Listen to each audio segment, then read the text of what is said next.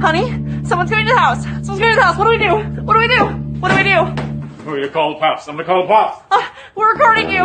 No. It's okay. I'm just your neighbor. Coming by to say howdy. Oh, sorry about that. Yeah, we're not used to people stopping by to say howdy without assaulting us first, robbing us, or defecating on our lawn. Sometimes all three. The trifecta. We're from Los Angeles. Just moved to Texas. I figured. Oh, the California plates? Well, yeah, the masks. Inside your own house. No one else around. 2022. We just want to be extra safe. We feel naked without masks. We'll probably wear them for the rest of our lives. We'll be buried in them. Okay. Well, you seem like a lovely couple. Like I said, I just wanted to drop by and welcome you to the neighborhood. Why? Do you want something? Oh, no. I think he's being friendly. People around here are friendly, like we've seen in the movies, right?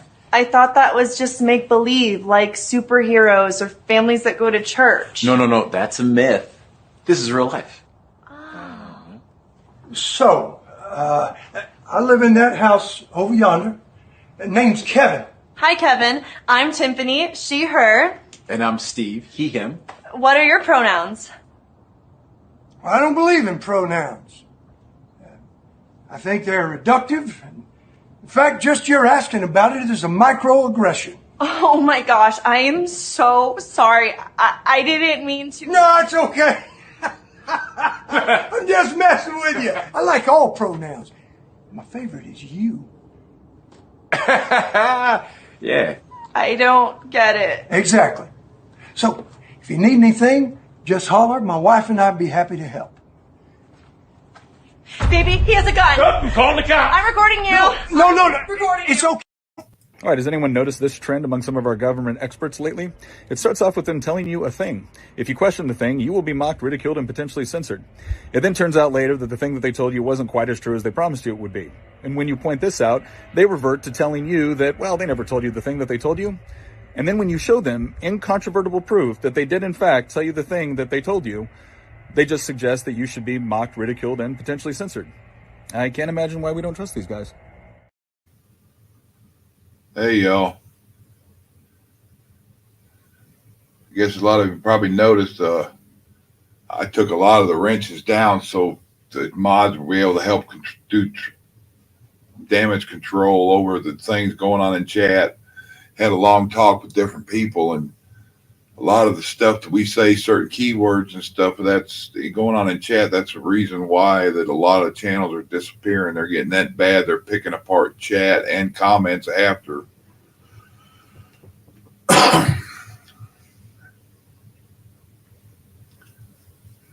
Links out if anybody wants to come up. And I just did a fast grab on a lot of stuff and took a lot of wrenches down. Nothing against anybody. Main reason I had everybody having them is so you could tell who was real and who wasn't. But all the mods are trying to get words out of the way and stuff like that. And if they can't do their job, and it's causing chaos, I just don't want anybody to get butthurt over because it's nothing against anybody. Hey, Lily. Hey, Patrick. Hey, Stand Alone. Hey, Shifty. Joyful. Let's see.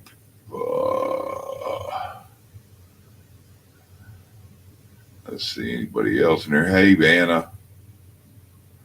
I think that's it. Hey, everybody else that ain't talking. Links out if anybody wants to jump on it.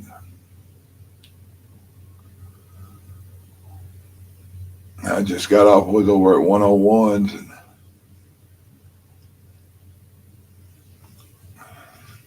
it go. Anybody that lives here lately, they go left quick, and you got to watch what you're doing, or you're going to get somebody in trouble.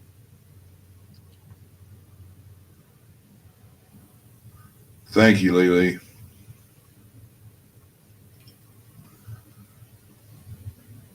Kind of quiet out tonight. Weird when nobody's up, but that happens.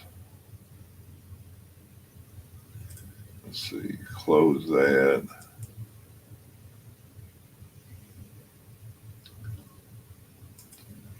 Don't need two of them open. Closing all the extra stuff. I've been running two different browsers with 3 YouTubes on this one open and 3 YouTubes on the other one open, plus Facebook on the other one. So I got like 17, between the two of them, 17 things open.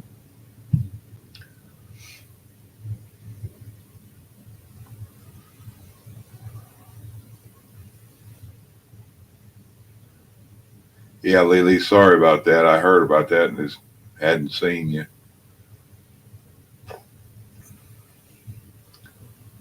Weird Carl's not out and about. I don't know. Hey, Sharon. Not sure if Bonnie's out there or not. She messaged me. Let's see. Yeah, she saw what I saw. She might be out there in the background.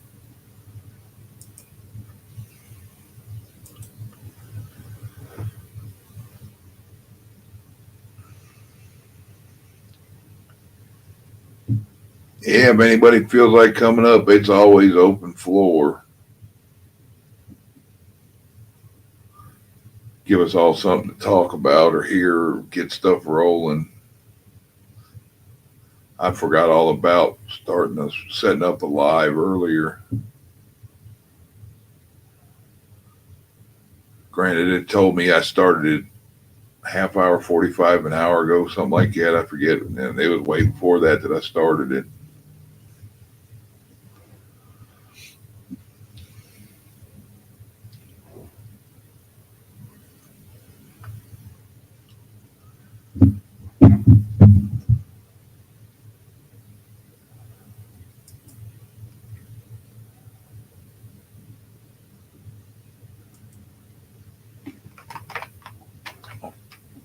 Come on, move.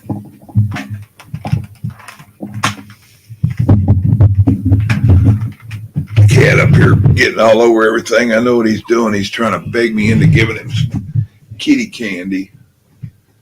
Wants some treats, and he gets all kind of stupid and running and crawling over you and being all extra affectionate.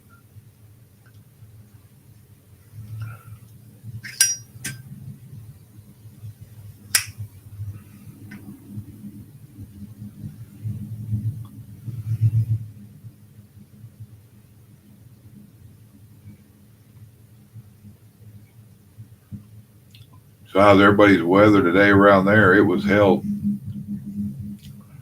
I think it got up to 85 here earlier.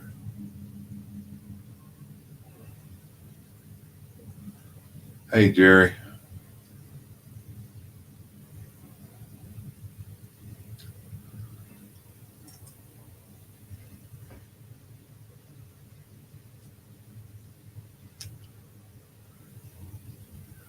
I don't know how many more are out there that didn't hear earlier that I took a lot of wrenches down for people that wasn't doing the mods work, plus makes it easier on the ones that are mod to be able to remove words or stuff that needs to be removed so it doesn't hammer the channel, because that's not only the content we put up, but the chat and the everything else they're going after.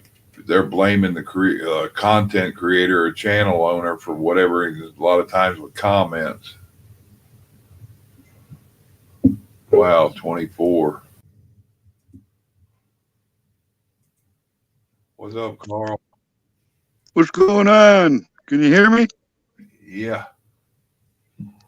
I missed the intro, man. What the fuck? You might have got it late. I come on early, though. I think I was 5 minutes early. I'd realized I was on back room with prepping and realized that I was going live. Forgot you set your own live. I see how you are. Yeah, I did it way earlier, and I noticed earlier that, like, when I was on prepping, it popped up. I got an alert and looked that I scheduled a live for 10 o'clock, and I'm like, that's nice for me to find out. My own message for me was like 4 or 5 hours late. Nice. What's up, Echo? Echo. Echo. Sorry about that, Lily. I see you lost your grandma. Stands alone. What's up? Sharon. Who else you got up in here? Shift kicker. Joyful. Patrick. Jerry, Sharon, Lily, Echo, Joy. Yeah, it's pretty much whoever's not talking. Right, the lurkers. That was me for a minute. I was still getting my dinner down and getting some things done. Ugh. Now I'm sitting here with a big fat belly in my fats. At least you didn't go shopping hungry and end up waking up in a pile of wrappers, huh? Yeah, that's an improvement. Yep. I got competition with them pecan logs now. That's not good news. I went there last time. I complained they were out. They got a new shipment in, and by the time I got there was only 5 left, Chuck. I'm gonna have to get there sooner or something. Yeah, Can't be having that. Granted, Tractor Supply is doing bad things, but Tractor Supply carries 2 different ones up there. I saw the other day when I was in there getting dog food. Oh, I was told we're all supposed to boycott that company now. Yep, I'm seeing it. Waco, they had that thing going where they had the ugly stripper story time. That way I don't burn any bridges by saying exactly what it was. You totally lost me, and I don't care. They're having them cross-dressers telling stories to kids. That's what yeah. That's about as twisted in your face crap that there is out there. Yeah, stands on. I know there's a lot of people. There's somebody live earlier, and they were doing their show, and their mic was doing all kind of wonky shit, and they were on home internet. They said they're acting like their Wi-Fi is more stable. It's on their cell phone than their house internet is. Yep, Tractor Supply. Look up. What's his name? The one that does isn't it Doug and Stacy something? Homesteading with Doug and Stacy, or Off the Grid with Doug and Stacy, something like that. I don't know about that one. He's talking about. Let me see if I can find it real quick, and I'll drop the link out there for Echo. Let's see. You know, these sudden deaths people are having, and sudden strokes and heart attacks are all over I'm seeing more and more of it all over. That's people getting. Yeah, I know what it is, but they're not admitting it. Yeah, they're catching up. They're knocking some of the stuff they did and apologizing, but now they're trying to get out from under being in any kind of problem with lawsuits, saying they're claiming ignorance. Yeah, my ass. Here you go. Look on this link. It's that's Off the Grid with Doug and Stacy, and he been talking about them over the past few days.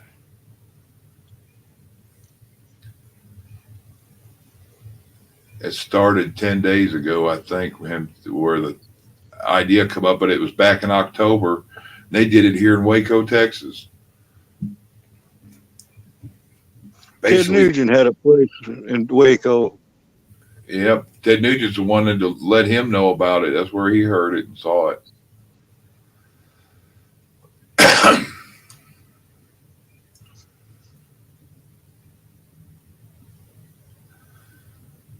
I haven't looked lately. What have they done with that Koresh land? With the what? Koresh, what they do with that land?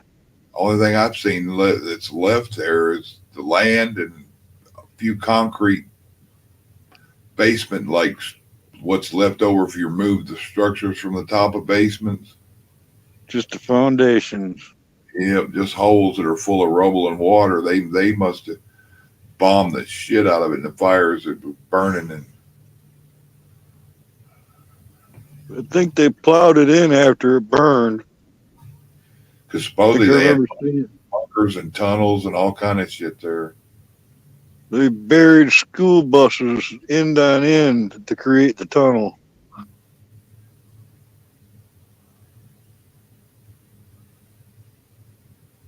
I think that's where the children were in one of those buried school buses.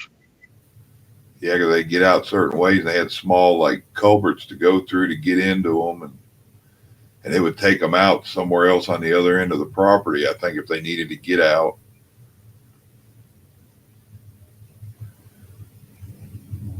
I watched a bunch of stuff on that, and whoever found out about it, then the military was behind it, or the ones behind it, not necessarily them, knew a lot of where a lot of the stuff is, and they either caved it in or burned it out beforehand. So a lot of intentional shit went on there. Yeah, I've seen like mini documentaries on it and a bunch of stuff. Watched it go down on CNN. Different gas agents would go into there that if a fire or a certain kind of sparks would cause it to ignite, and then they were using like tracer rounds that was igniting shit. They had a ram attached to one of the Bradleys armored vehicles, and they used the ram to break the wall in, and it's supposed to spray mace in. And they think that they used some kind of mixture that had had a high flammability. Yep, it was like rocket fuel or had plain diesel or some of that. They even ran a few of the people over that were outside doing that. You know, all they had to do was wait for Koresh to go to town to arrest them. That's all they would have had to do. They didn't have to kill them people. When the first shots fired, they basically forced him to retreat back and hold up. So I saw the stories of some of the cops that end up walking away from that quit, that were saying that too many things that were uncalled for happened, and it was basically pushing dogs into a corner until the dogs fought back, and then they turn around and blame them for starting it. Yeah, I'm trying to think of the lady's name that was in control of the whole situation. Can't remember her name now. There's a couple of them that was trying to stop it from getting kinetic, and they end up completely pulling them out of the picture. Haley Lee, hey Indy, how you doing? 2 Indy sightings in one day.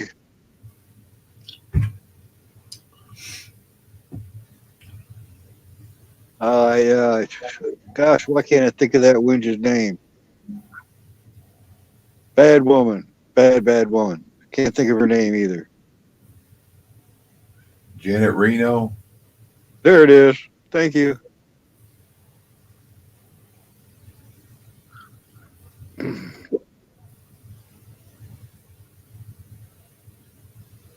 Thank you, Hannah. Yep. Yeah, that's the one. The more you want to be left alone and not bother anybody or be bothered, the more they want to know why you don't want to be left alone, and they have to put their nose in your business. They're not happy with people that ain't a problem, that do their own little thing. And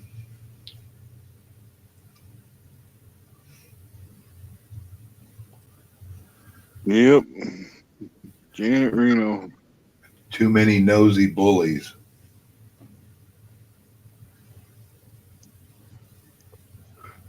You know, I'm not 100% on this, but I did see something somewhere where I think even Hillary had something to do with Waco.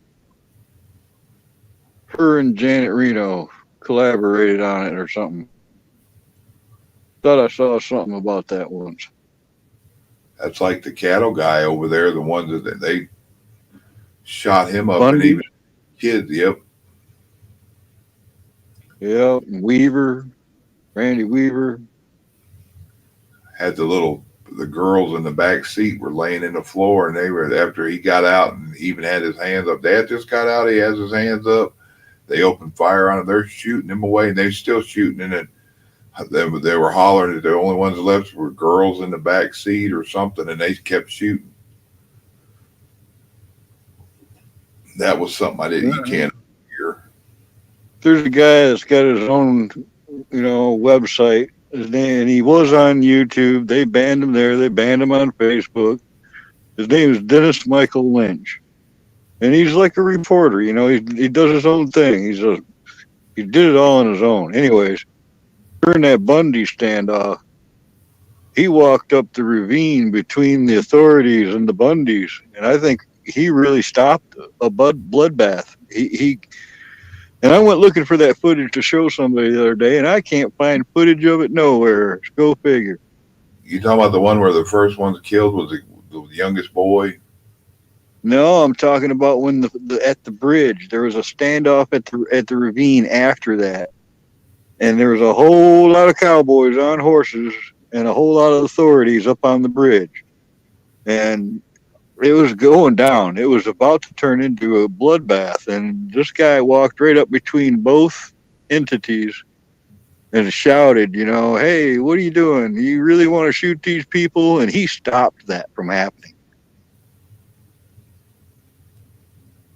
I couldn't find footage of it nowhere. That's like the Ruby Ridge stuff. Well, that's man, they went in there and murdered his family. Yep. All over suspected sale of either had or selling of a gun. Something he didn't even do. They deemed him guilty before they even knew. And he didn't go to court. A veteran. He was a Green Beret, man, a veteran. They did that to their own people. Yep.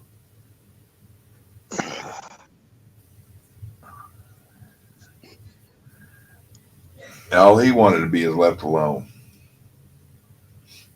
Oh no, I revisited that Weaver story not long ago, 6 months or so. It still gets you just pissed off. Hey, Hannah. Hey, Gary.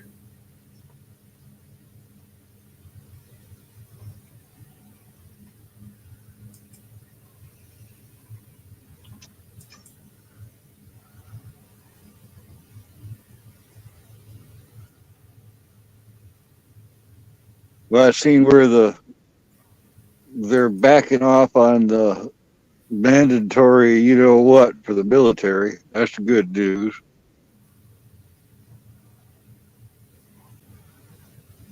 Evil lives where good men do nothing. Yeah, what's that other one? The world will be destroyed by those who do nothing.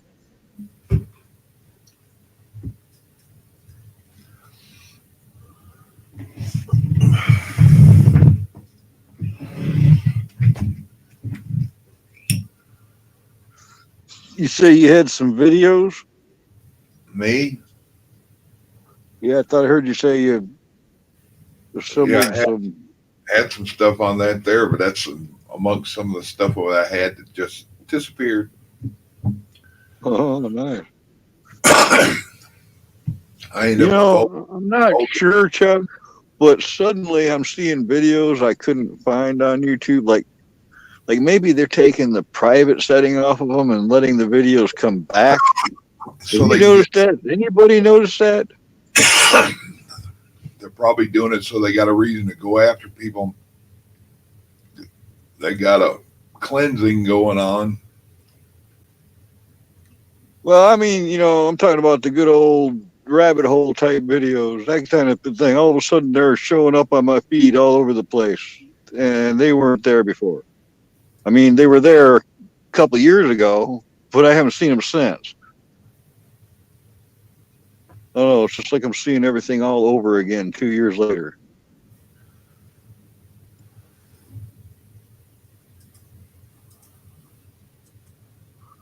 I've seen that one, cowboy.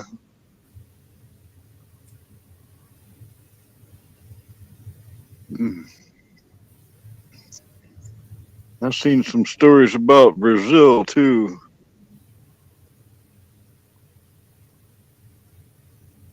Yeah, some of the stuff leaking out, and some of it's just. Well, they might be using freedom seeds in Brazil.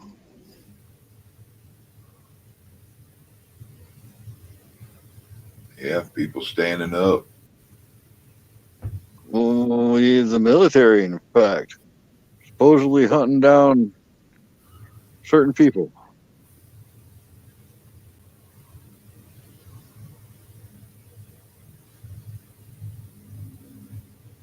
Wow.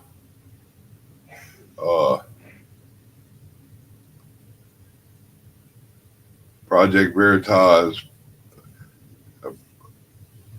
Francis W. Parker School Dean of Students brags about bringing in the ABC Healthcare Center to teach that stuff to minors. And giving them free things to put up their rear. Yeah, dildos and plugs. What the hell's wrong with this? Man, those people right there.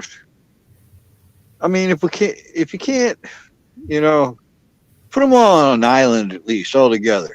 If you can't do something else with them, just stick them all in the same place. That would put all our politicians there. So be it. Yep.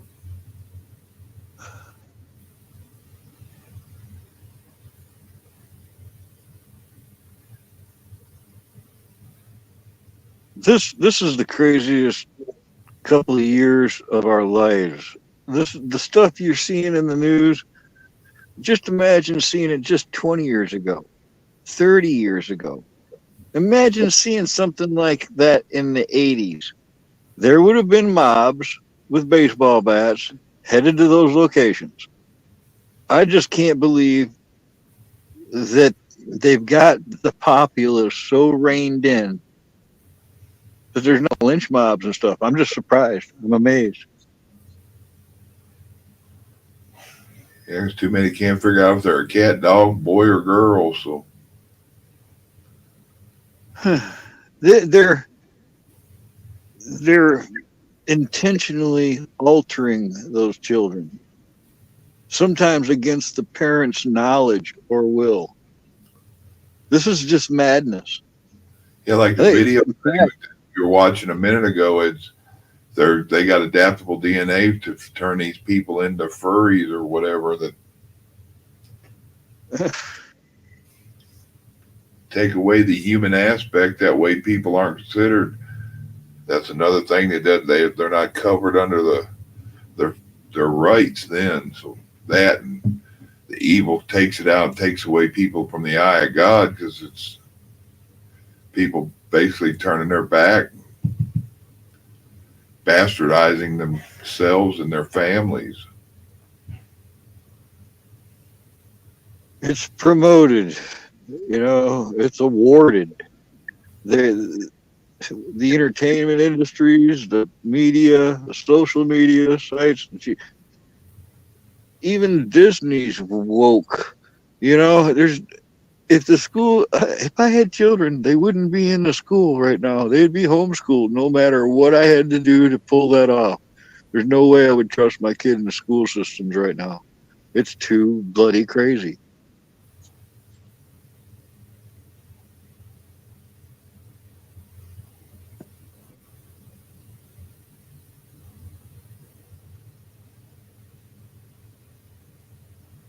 What's up, Black Watch?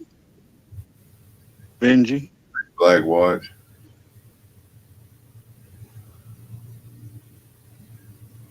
Looking at the percentages of stuff that happened before and after the Kufi vaccine.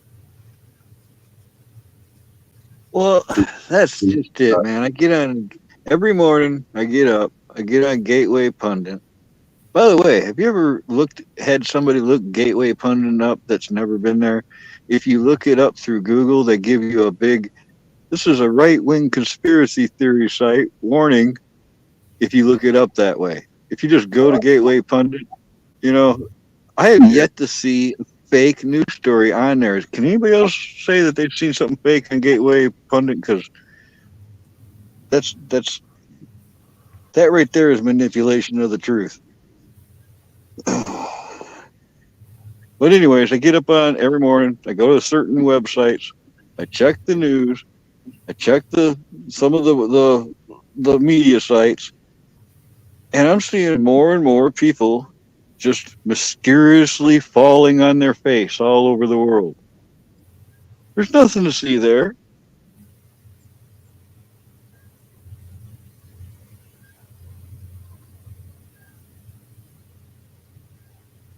There you go. Whenever there's a big story in the media, look for the story they're trying to distract you from. Yeah.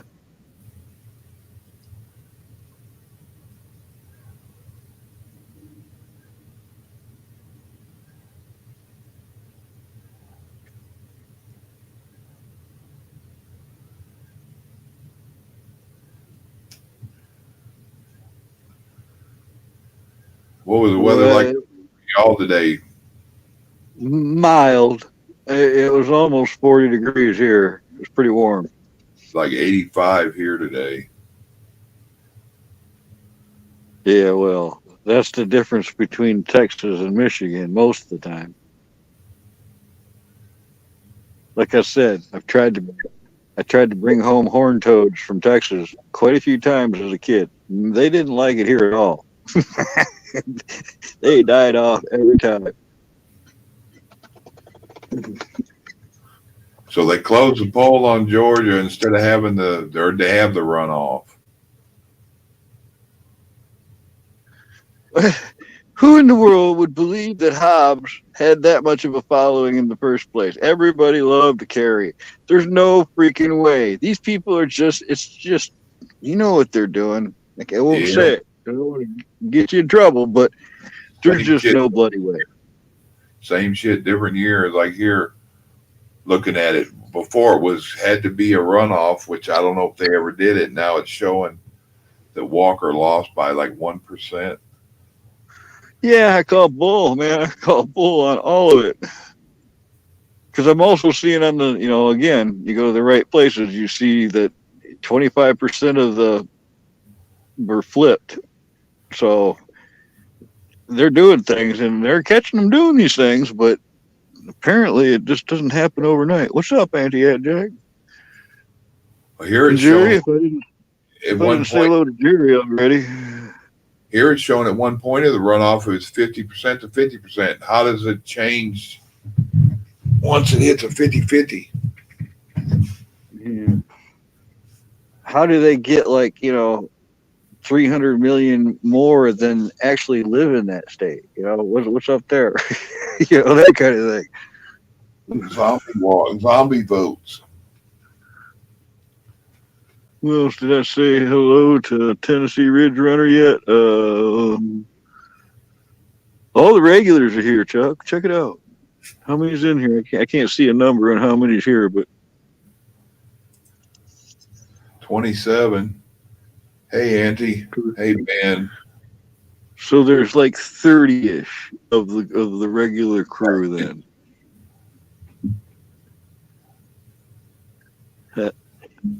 Yeah, I'm filling the mailbox up with heat right now, Shifty, to send it to you. I'll leave mine open and you open yours up there and maybe it'll pipe through.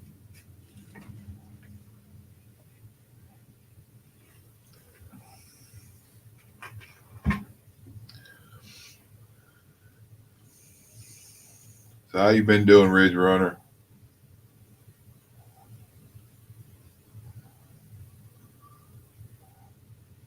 Yeah, I was looking to see if anything exciting in Telegram. I hadn't looked lately, so I got some places on there, a lot of the stuff I can't mention. I was doing some digging the other California King is the biggest one you can have. Alaska King, they have now an Alaska King bed that's 9 feet square.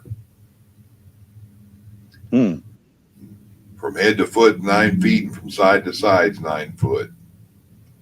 It's good to see you, Wonky.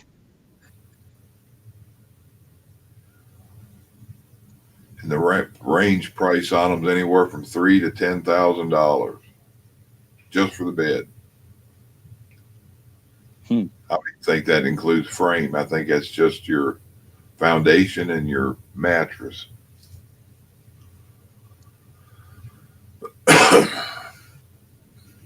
Well, I guess if I had a lot of dogs, I'd want a bed that big.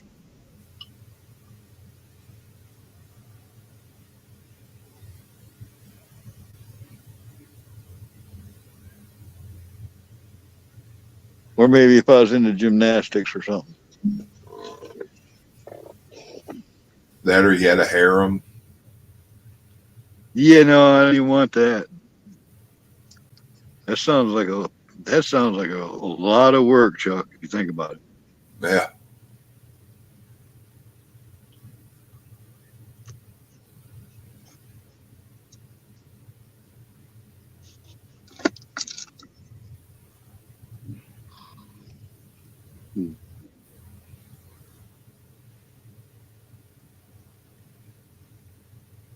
Although, you know, in the 80s and stuff, I kind of could picture myself as like this apocalyptic warlord surrounded by a bunch of women dressed like Mad Max and stuff, driving hot rods and stuff. I could kind of picture that back then. Wow, did you see that where Katie Hobbs certifies her own corrupt election, thanking the voters of Arizona, saying because of your participation, our democratic institutions thrive. See that? Because I've been paying attention to Maricopa County for, you know, I follow some guys that are local there too. It's weird that that county was mentioned for, you know, and it's weird how things are happening there in the word. But I saw something else too over the last few weeks. Most of all the pictures I see of that Hobbs lady, scared to death in them.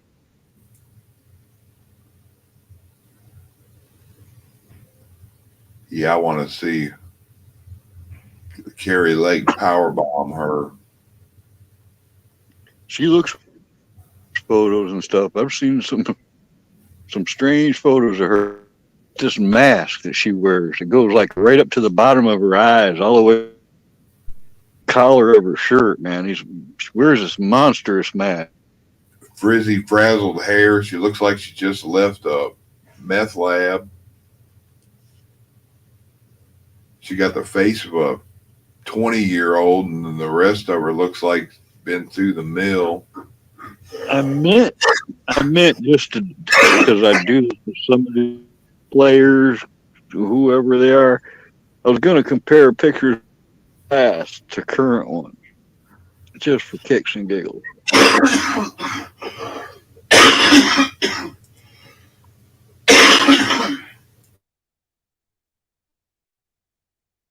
You're gonna.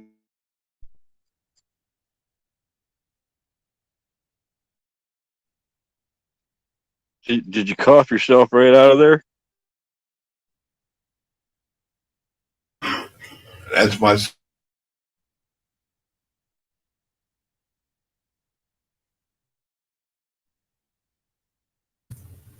I was keeping it muted. He sleep on the couch over here and woke up coughing.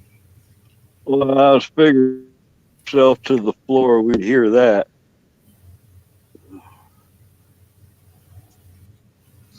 Even with the mic muted, we'd.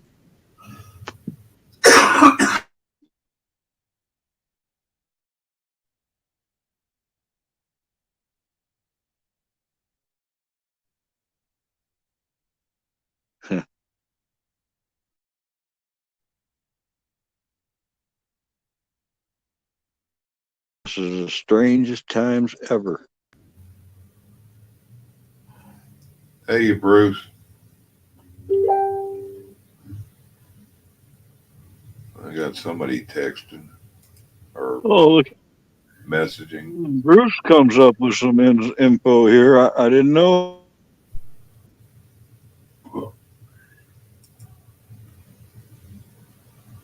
Huh.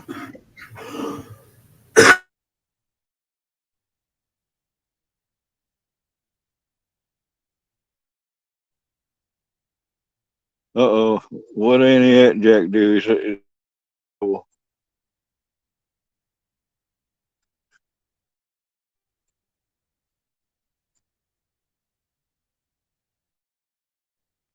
Yeah, nobody did anything. I just went through a lot that people that weren't modding and got rid of a bunch of names because they were trying to remove stuff because they've been kicking channels and stuff over.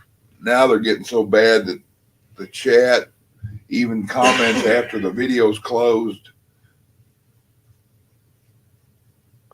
I try to hang out sometimes just to catch those. You never know.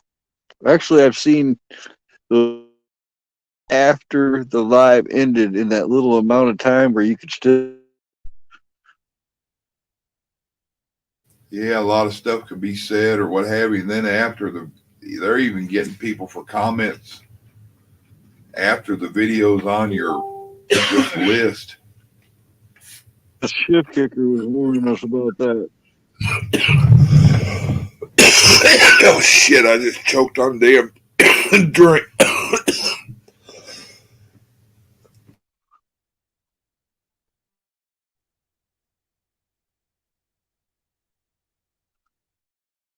Talk to me, chat. Let them recuperate. And I'll take.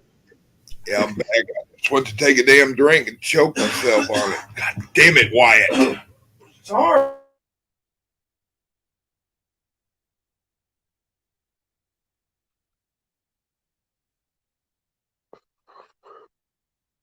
Pretty much proves right there that Chuck would go out swearing.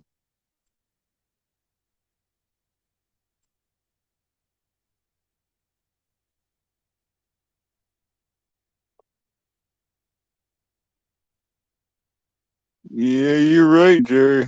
In the end, so it's like it's one of the things I like to say, Jerry, is a righteous man will always win in the end, one way or another. You know what I mean?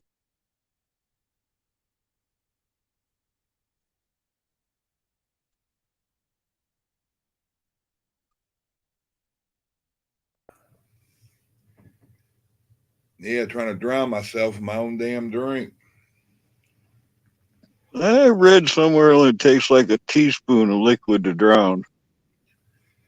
Yeah, like a while back when I was in a damn shower, I grabbed that shower head and looked up as I grabbed it. That sprayer hit me in the damn face. Just happened to hit just right up a nostril. I bet I coughed up a cup. That's rough. Yeah, I've taken drinks down the wrong tube. Dinner, you know. I told Vicky, I said, that'd be embarrassing, drowned in the shower because you sprayed yourself in the face. I know, right? You know, your last thoughts is going to be something like that, too. It's like, damn, this is embarrassing.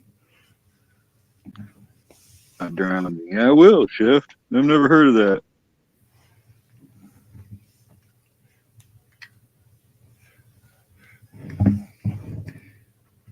At least it wouldn't have been a grumpy type thing. Like, who'd want to go out that way, huh? I imagine drowning's pretty rough. I've almost been there before. I've taken the water in.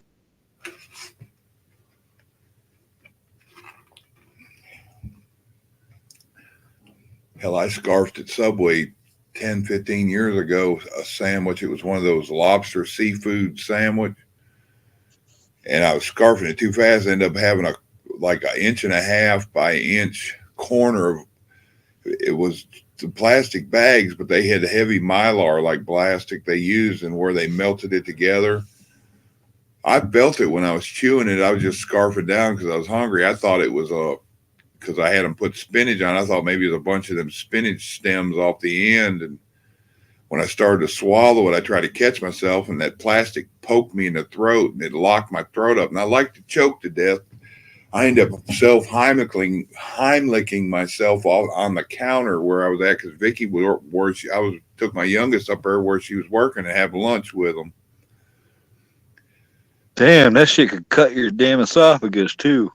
Yeah, it cut my back of my throat. It got stuck like right under your little uvula thing that hangs down. It was against the back of my throat, and the other part of it stuck into my tonsil. And I mean, it made little holes in it, but when I Heimlich, I coughed it all up, got it out, and I saved that plastic. And I called Subway about it and told them, let them know. I figured they'd at least, oh, sorry, we'll catch you on another. The guy told me he had to go and get a hold of his manager, and 5 minutes later, I get a call from an attorney for Subway. Oh, yeah. It tells me, I don't know what you have planned, but I said, oh, I got the piece of plastic here. And I tell them what happened. I said, I got a witness. I was on camera eating where my wife worked. I said, all I tried to do is probably thought I'd get an apology. Maybe they'd say, oh, well, next time you come in, I'm on them. But I said, if I hadn't been able to figure out how to Heimlich myself, I said, it would have killed me right in front of my fucking son. And he said, well, the thing about it is it doesn't really matter because you didn't die from it. Those companies have an army of litigation behind them. They, a buddy of mine, back in like 82, he bought a Mountain Dew in the glass bottles. Remember the 16 ounce or 20 ounce glass bottles? Big green bottle. He bought one of those that had a full pine branch in the bottom of it. I'm talking like 20 needles on a twig in the bottom of the bottle, clear as day, a pine branch in the very bottom of a sealed Mountain Dew bottle. And he wrote the company and showed him a picture of it. And they hounded him for that bottle of pop for like 6-7 years. I knew of myself. I bet they were still trying to get it from them back then. They didn't want that out there. They didn't want nobody to know about that bottle with a pine branch in the bottom of it. You never know what's in that stuff. I think I told you about the last Michelob product I ever drank. I mean, you may have talked about it. I can't remember. Well, this was like 84. You know, go for a beer run, get another case of beer. I cracked that. You know how Michelob brown bottles used to have the label go almost like 3/4 of the way down the bottle? Yeah, I had that top, had ribbon tinfoil top thing. Yeah, it went, and it almost went all the way to the bottom of the bottle. So, you know, you didn't really see what was in the bottle. Yeah. Well, I just cracked one right out of the case, took a big old swig, and it was like drinking vinegar or something. I immediately was like, oh, what the heck is that? And I hold that bottom of that Michelob bottle up to the light, and there is a rotted skeletal mouse with the skin still kind of like floating around him, looking back at me, you know? And that was the last Anheuser-Busch product I've ever had, because everything tastes like that rotted mouse to me now. Everything they make. I could taste the same aftertaste in every one of their products.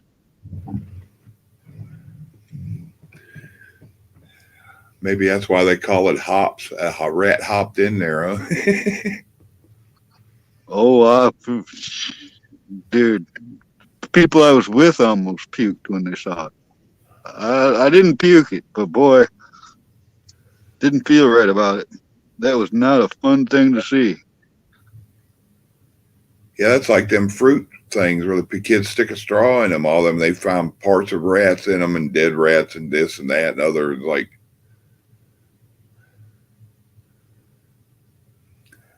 my buddy was showing me something here, been 4 or 5 months ago with Mountain Dew. So some of them, they were having some kind of issue and never said what it was, but you could hold it up to the light and move the bottle a little bit, and all of a sudden you'd see all these little specks floating all in it. Oh boy. Yeah. I did myself in once. I was a kid. My mom used to make beer bread. She didn't drink, you know, she wasn't a drinker, but she'd save beer for beer bread. And me, you know, being me as a kid, drank all the beer and filled it up with water. Huh. They had beer bread, and I'll tell you, man, it was hard to take it. It was and knowing why it was like that.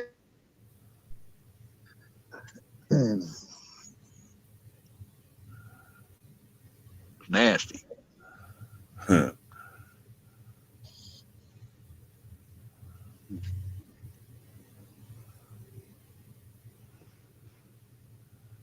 Hmm. Yeah. I keep trying to gross you out.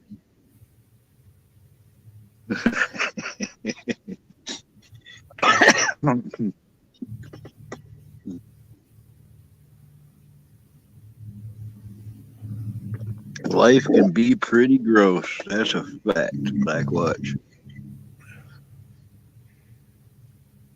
You leaving, Shifty? If you are, good night. Good night, shit.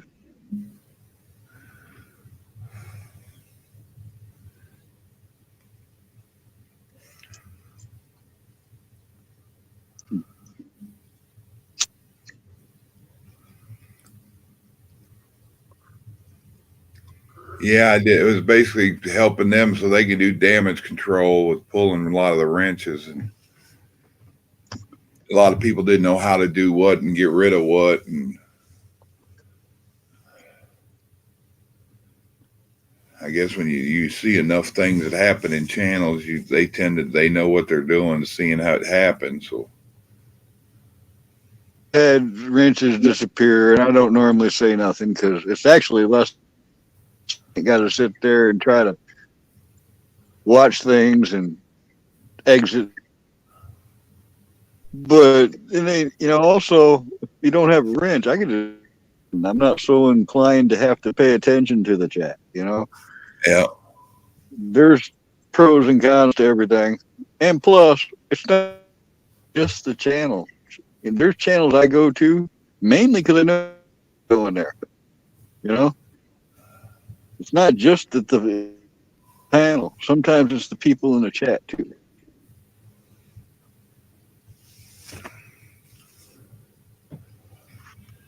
yeah. I guess there was a bunch of blocking and unblocking going and muting Well, and I was here when that happened, and dead on right about that.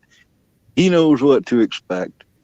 Gone throughout the community for years now, with more can count, and he'll come in and be cool. Been cool with me, but he does start stuff with other people. Says stuff. He knows he's doing it, so he can't expect anything different. yeah. Some people, once you shit on them, they never get past that, which shouldn't have to. So Well, there's such a thing as redemption, but of it, and I mean, there's been a lot of chances given there.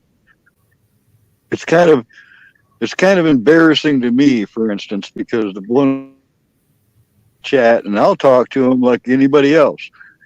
Then he'll pick a like an idiot for having communicated with him or egged him.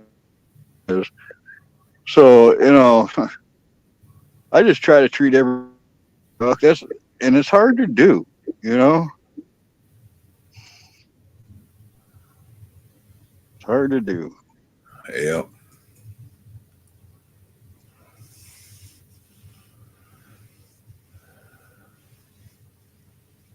Imagine if somebody with them skills, that's the thing. Think it was imagine what somebody with them skills could do if they were on our side about it.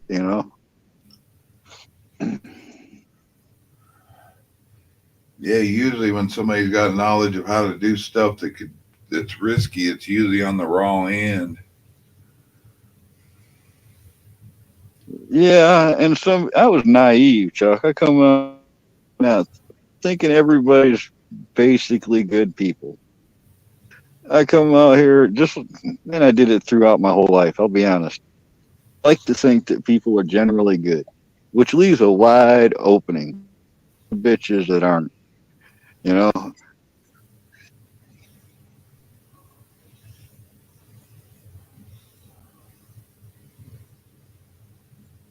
Google. Did you see where Shifty said something about Google dry drowning? Yeah, I know. I don't know what that is, but Yeah, Andy, how do you kill the chat before you kill the stream? That's I don't know. Ask 101. He thought he was gonna. I remember seeing him go, "Yeah, you can check this out. Watch this," and he could end the chat, put it back up. I mean, you could start it and end it.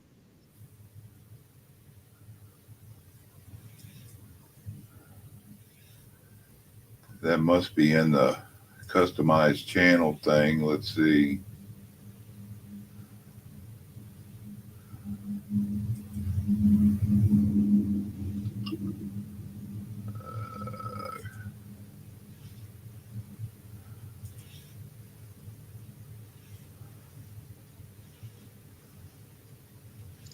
There's also, I remember when I did those streams I found a setting where you can make it go to live chat automatically, even start the stream. So people don't have to go in and go from top chat. Yeah. It's automatically there. Thing. Why? I mean, the top chat feature people from being able to communicate with each other in the chat.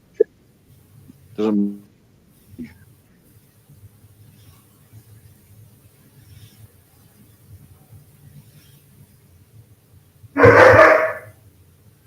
Unless it's this part here, is it just disable comments? Probably is.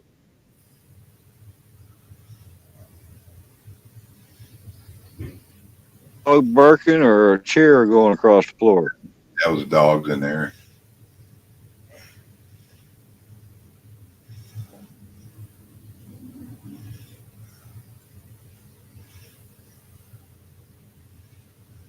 Yeah, I'm going through StreamYard to crank it up, not through actual YouTube. I started up through StreamYard and choose who I want. Let's see. View on YouTube. There might be some more setting in here. Well, if you knock yourself out of here, as long as you can always add yourself back, right? Yeah, let me check this real quick, y'all. I'll put it back. I'm just checking. See if that gets rid of comments. Well, that'd kind of take the fun out of doing lives if you ended your. Yeah.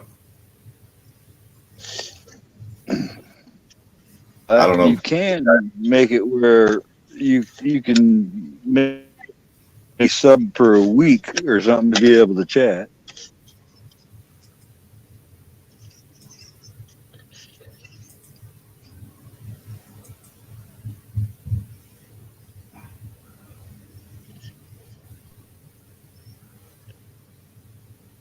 Barbara, haven't heard that name in a while. Is chat still working, y'all?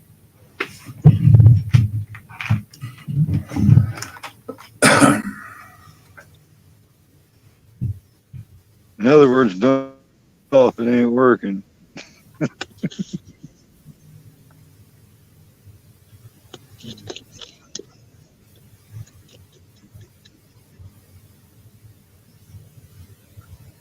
Well, I see your comment. I see Annie's and Ridge.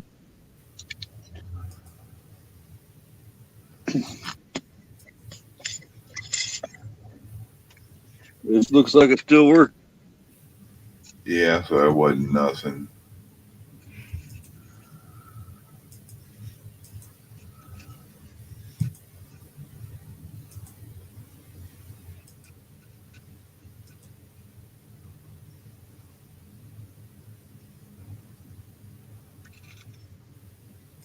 Play a game, Blackwatch. Yeah, shall we play a game?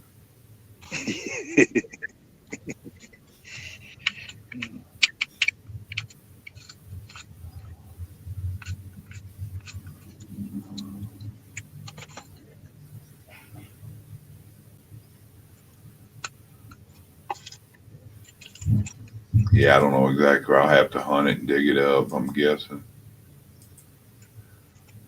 that, or just ask 101.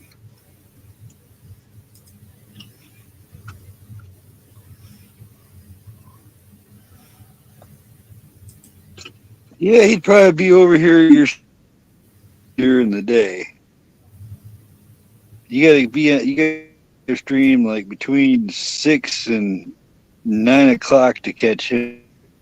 I ever see him on somebody else's channel. Yeah, he when he closed out over there said he needed to get into bed. So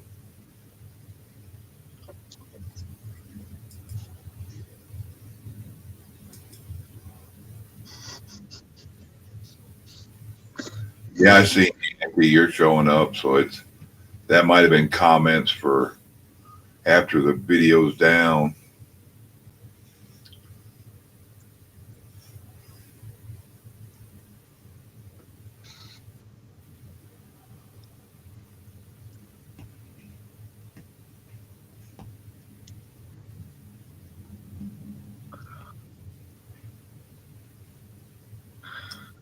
So everybody gets they snowing up there on you guys, Carl, or is it still like just There's damn? no snow in the ground. It hasn't stuck for good at all yet.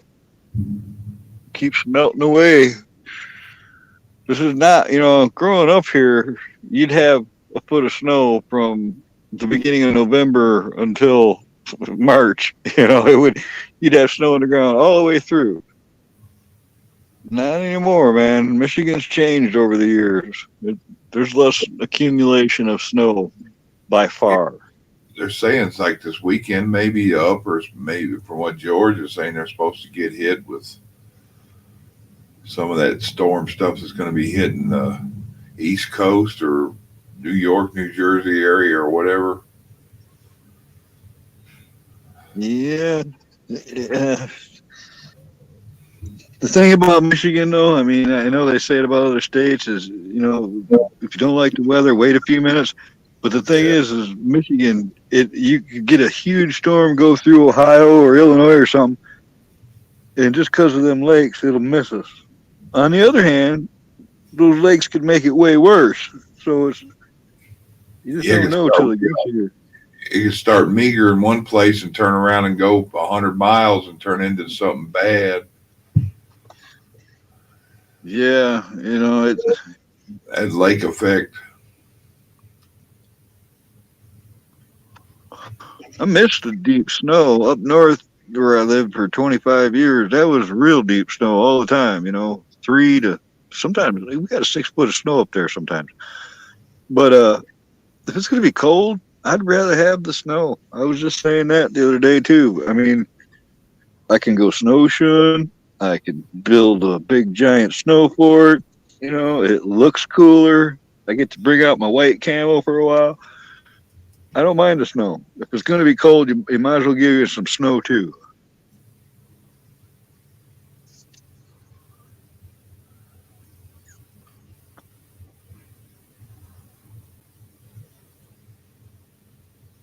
Let's see. I'll find another one I forgot about. If it has it in here.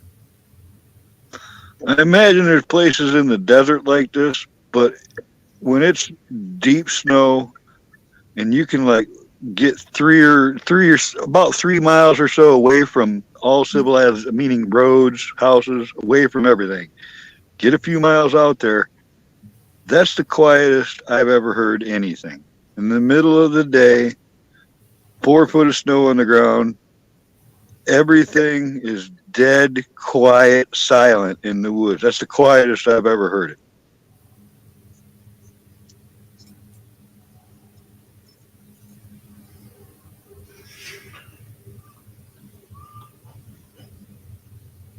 Yeah, I can't even imagine what it'd be like to be on that side of Lake Superior, Anna. I live close to Lake Michigan. I know what that was like. And Superior is a lot bigger and farther north. So I suppose he probably gets 10-foot drifts coming up on the beach and stuff around there.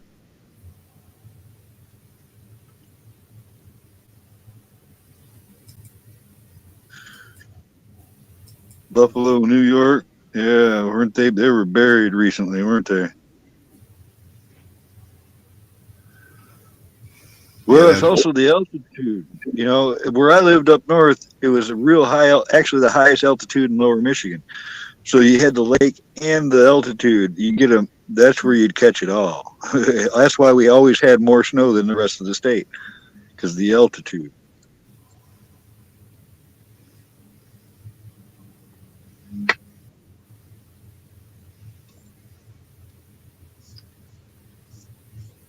yeah, I was just going to look something up and kind of wandered through.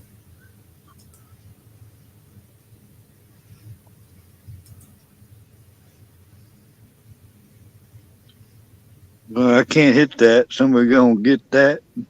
Yeah, I got it.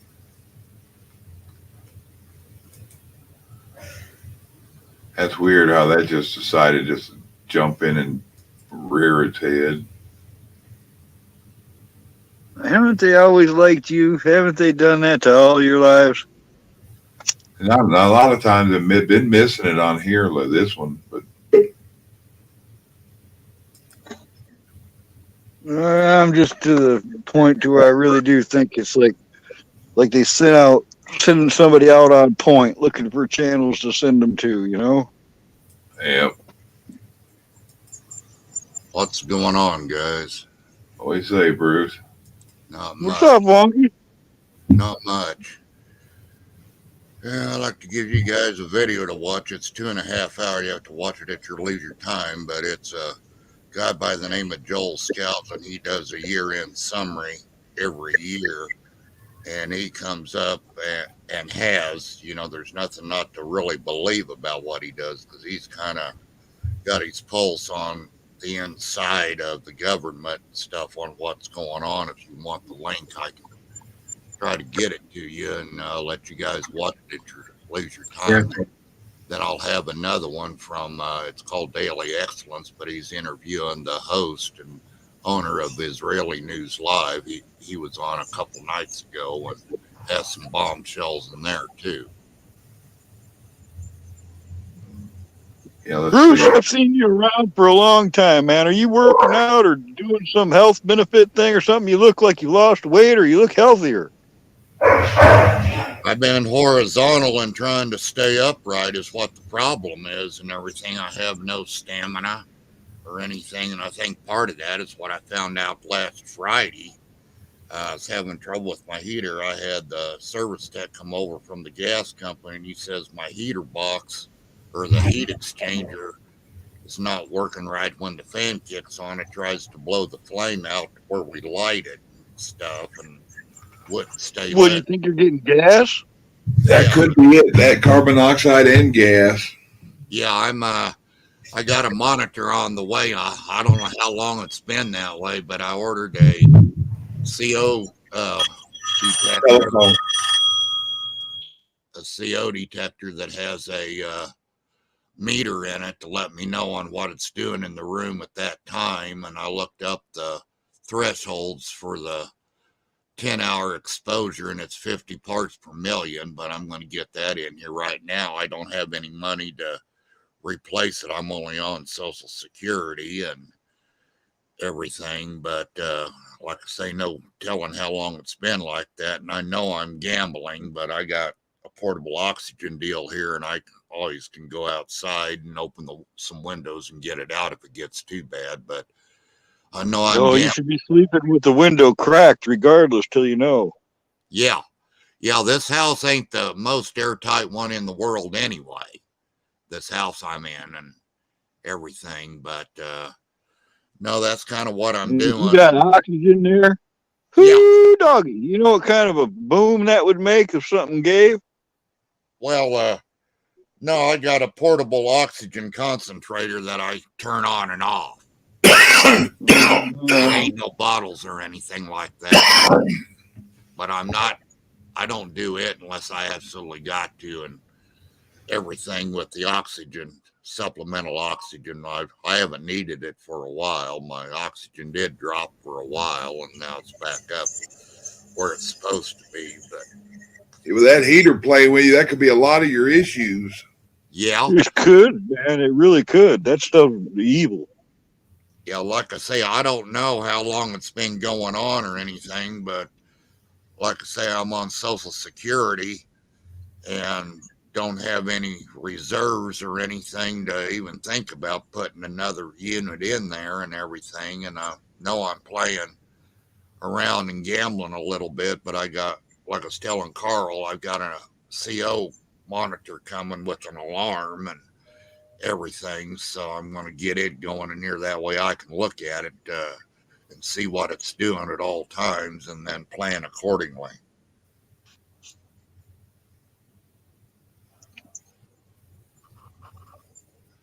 Yep, I haven't had that much snow in a while, Echo. Kind of missed that. All right, Auntie.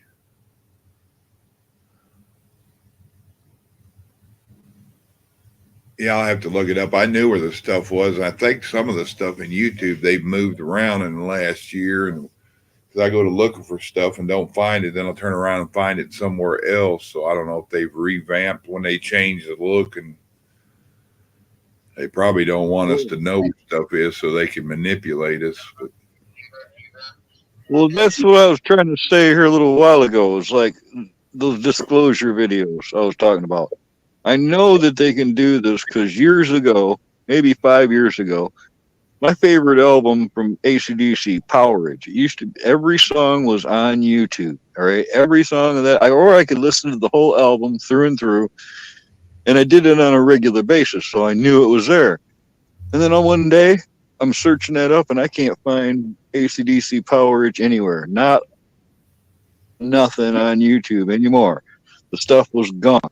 Right now, over and over for maybe 2 years straight, I looked for that music. One day, it was all there, and it was like 9 years. I know it was the original videos. Somebody had put that stuff all on Eagle thing or something, put them all on hold. So, done the same thing with a lot of the informative videos that we used to see on the ones I'm talking about. And I think they did the same thing, and I think a lot.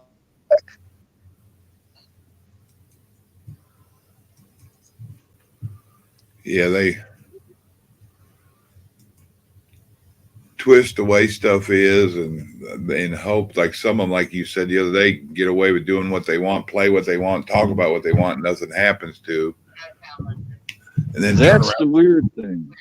And then turn around, somebody else will do it and get a strike for it.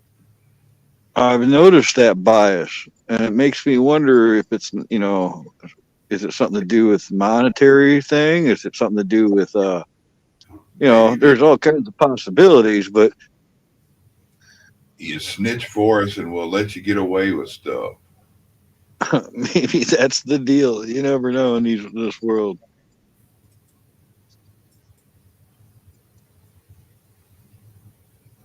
Yeah, I put that one of those links in there. Now I got to go try to find the other one I was telling you about. But this is some good information and everything on what's going on that you won't hear anywhere else. Yeah, you can drop it in chat too. I put a wrench on you so you can drop stuff. Oh, okay. Okay. Thank you. I appreciate it. I'm hardly ever on. I'm lurking for most of the time than anything else and everything. So, but let's see if this is it.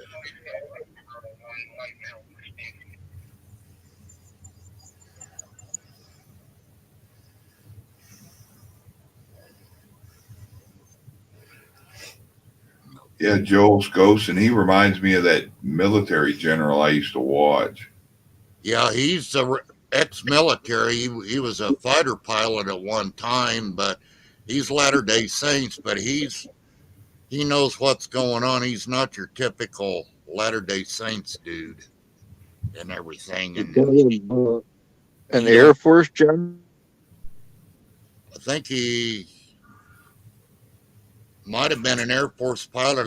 Seems like he said something about the Marines or something too. I'm not. It might have been. I'm wondering which general that Chuck was referring to, because there's one I used to watch too. I can't remember his name right now. He's tall and lanky and skinny and looked a lot like this guy. Bald Well, head too. Yeah. his uncle was, I think, mayor at one time or something from Salt Lake City, and things is what he was and everything. And he's just kind of Maccabee or something. Was it Maccabee? McEnany. Yeah, McEnany. Yeah. Yeah, there it is. General McInerney. Yeah.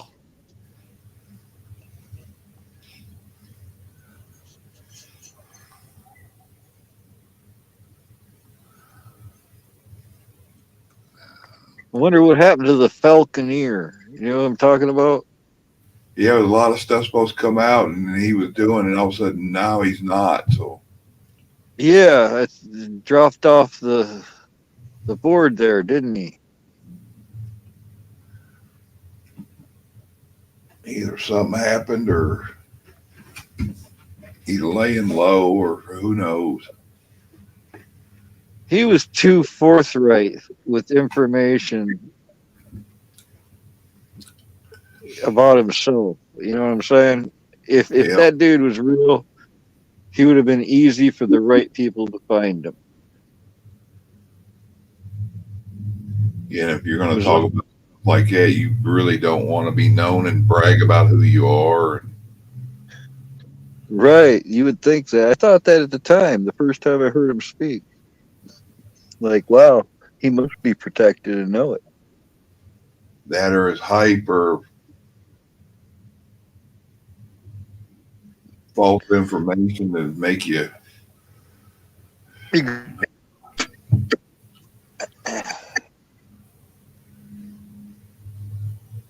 like, what's his name? That pilot over there. I forget his name now.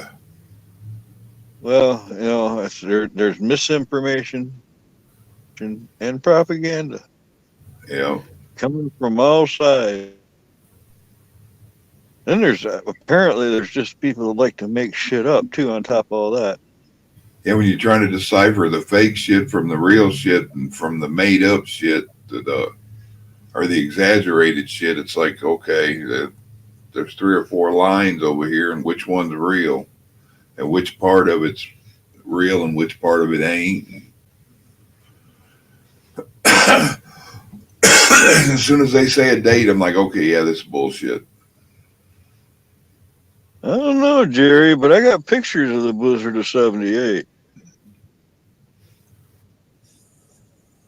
It could have been, 78, 77, 78, when they had that bad shit hit Cleveland up there. That's that year that it went from Holy moly. 50, There's a 60. full money. Yeah, full moon out tonight. No, there's a full money in the chat. Come up here and visit with us, Monty. Hey, Monty. It's funny because the first time I ever did a live, Chuck, Monty was on my panel before I was. I couldn't figure out how to get myself on my own panel.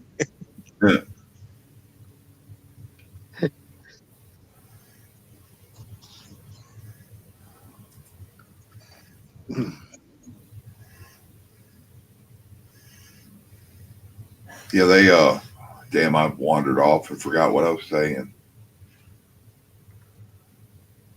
Try to think, but nothing happens. Yeah. When I work, I work hard. When I work hard. When I sit loose. When I think, I go to sleep. Man, I wish I had that. I got to think for about an hour before I fall asleep. I can still put myself in a trance and go to sleep.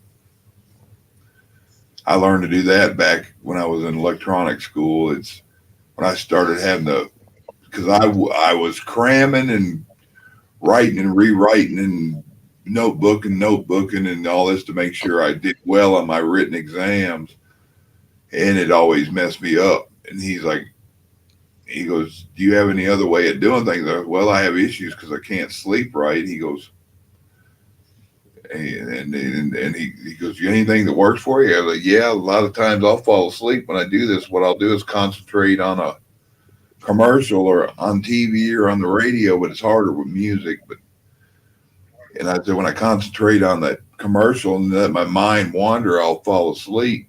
And I try to rest in between when I'm cramming for tests. And he's like, just highlight your tests or your information when we're doing our class stuff.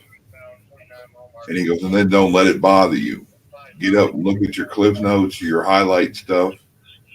And then the night before the test, he goes, I wouldn't even touch it. He goes, you're smart enough. You shouldn't have to. And I did it that way and with ACE stuff. And I always remembered it's better to sleep well before a test than it is to cram well.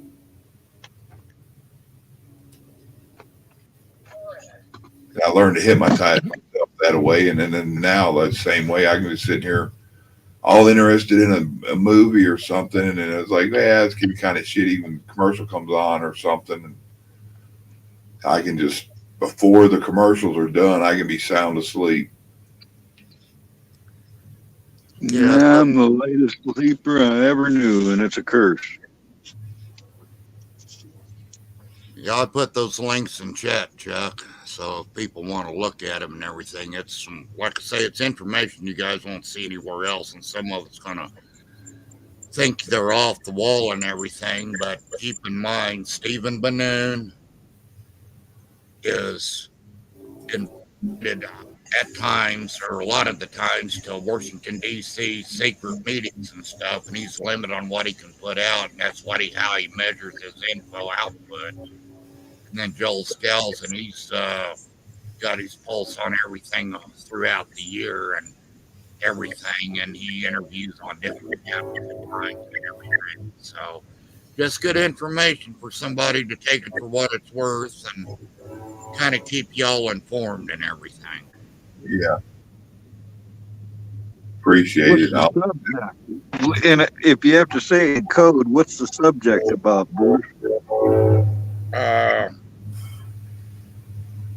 Joel Scales and this year's events and possibly next year's events is what he does. He gives a summary of this year, and then he talks about what possibly could go on in the future. That's on Scales. And on Stephen Bannoon, he's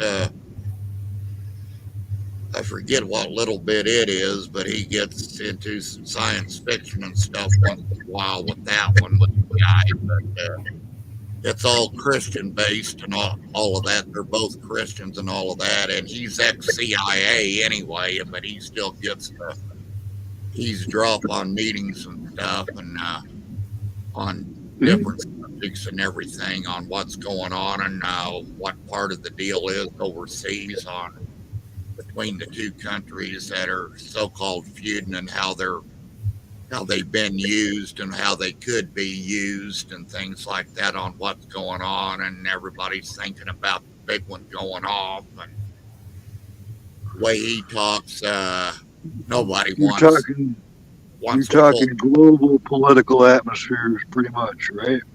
10-4 and things, but it's some stuff you're not going to hear anywhere else. And like I say, Stephen Bannoon's ex-CIA, so, but like I say, he's still invited to meetings and stuff. So, has anybody heard any peep out of Durham? Had anything to do with him lately? No, I haven't heard nothing. Is that a nothing burger or what?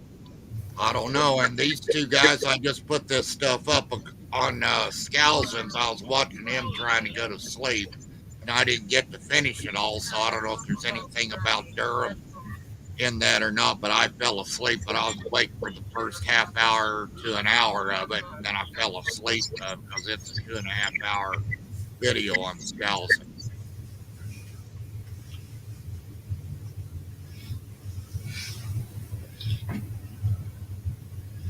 But I think you guys will be interested in it. It'll keep you going on what's going on, and that way you can maybe appear on other channels that we know what's happening. Yeah, I got the tabs open and paused them where I can watch them after a bit. Okay. I can't touch them until they get done. Yeah. I don't find too much at times because, like I say, most of the time I'm just still trying to stay upright with the health thing going on. But I stumble onto something like that, and there's any chance of it making it go away. And FYI, on Scalzons, that's off of Rumble, but he had that on YouTube. About 4 or 5 hours after it aired on YouTube, he had like 500 to 800 views on it or more, and YouTube nuked him. It's gone off of YouTube. I had to go to Rumble to find it, and I download it to my computer. That way I've got it in case they do make it go dark, but I still got a copy on MP4 format.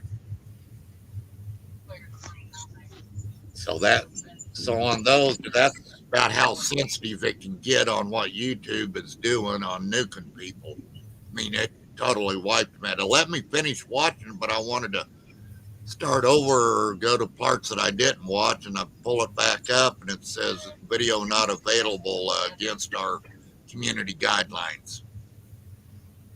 Yeah, I've seen that a few times.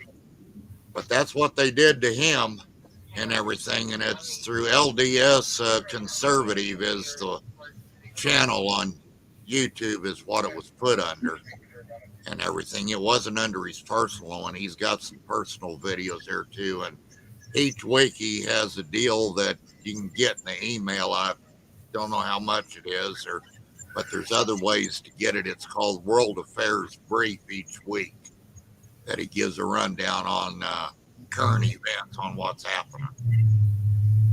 Hey, Cindy. So I'll be right back. I got to go get some smokes. All right. Hey, Cindy.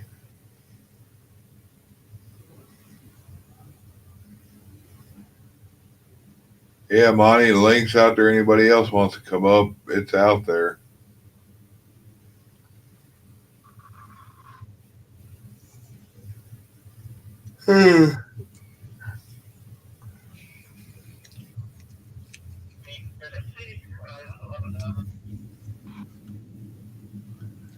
Let's see if I can pull it up.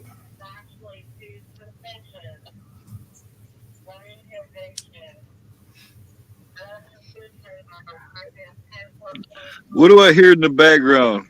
That's my scanner. Sorry. Let me mute. Didn't know what.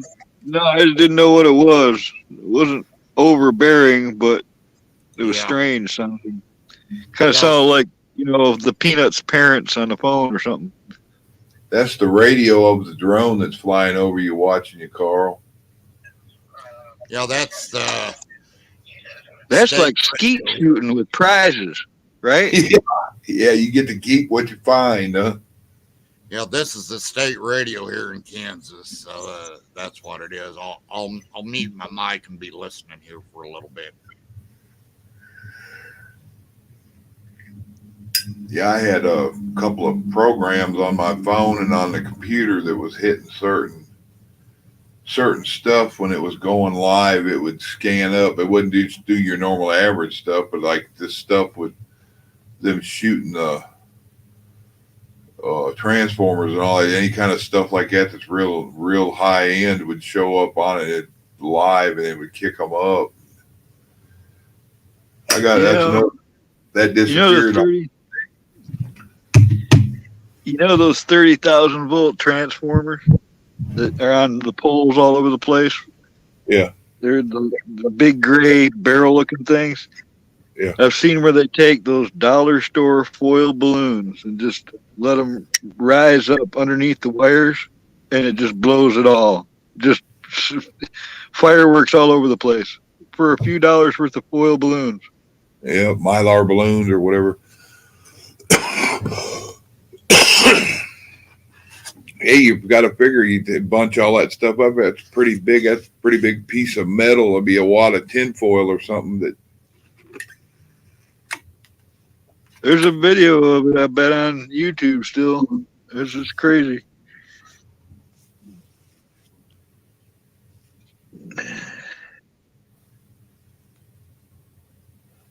All kinds of videos on anti-drone tactics too, by the way.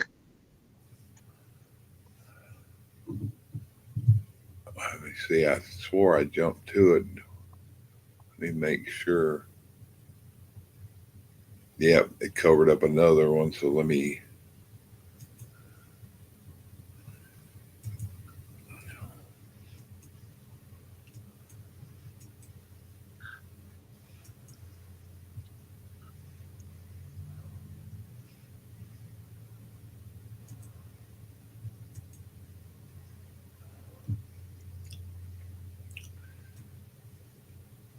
Yeah, I popped that open. Appreciate that, Angie. I got it saved so I can look at that one too.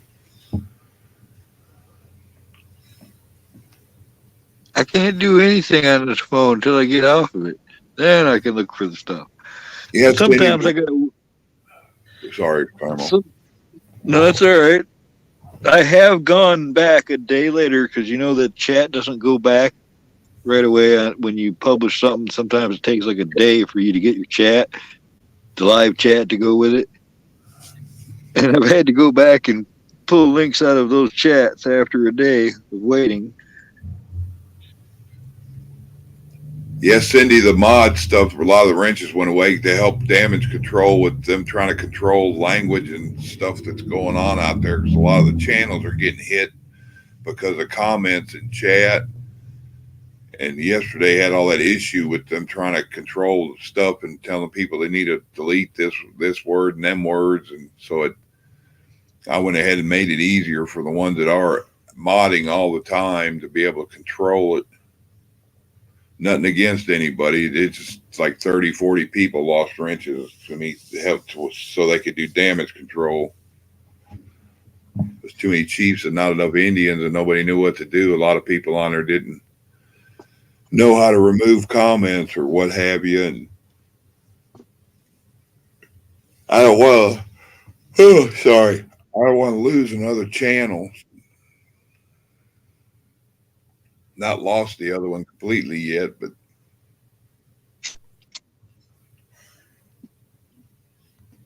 You had to exercise more personal control. yeah.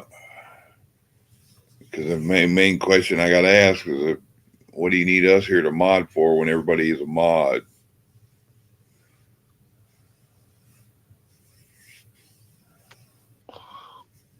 I did it in the beginning with, so I knew who was real and who wasn't, but they should have more than one way to highlight your people, ranchers or mods, and should be like favorites or whatever, but they don't have that. That way you can highlight. So what are the ones that are green? Those I see in big channels. What are those all about? They pay to be a member. Oh, if they're green, that's what happens when you subscribe or whatever to a channel. Yeah. Yeah, I understand that. I think there's also a setting in there somewhere, Chuck, like they got to be subscribed to your channel for so many hours or days or whatever before they can do anything too. Yeah, before you can chat, what have you. Somebody told me the other day they went into, I think it was Bonnie, said the chat setting was set 15 years you had to be. Oh my. Yeah, what's the? Yeah, I'm not sitting here and waiting until they decide to let me talk. So I'm trying to think when YouTube started. What was it, 96 or something? Yeah, I or can't was it remember. later than? I want to say like 03, but I'm not real sure. Or it might have been earlier. I don't remember anymore. This seems like it was around before 2000 to me for some reason.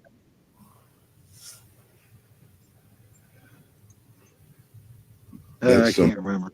Some of that useless knowledge I used to have that I probably the brain cells got squeezed out with something new. Yeah.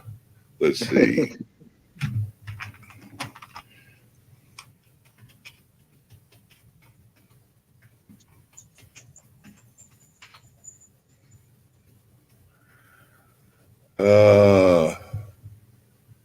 February 05, Google bought the site in 06. Ah, younger than I thought. It started out, my understanding, to be a dating site to start with, then it morphed into what we're doing today. Well, I started using the internet daily in like 95 or 96. And I did eBay since the Yeah. late, and before PayPal, all that stuff.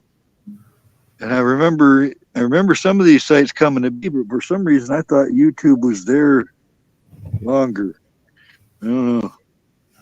Yeah, they started it up. They come off. They're the founders of PayPal, and they went. Then they created that, and then sold it a year later for $1.6 billion. Patrick says it's 2007.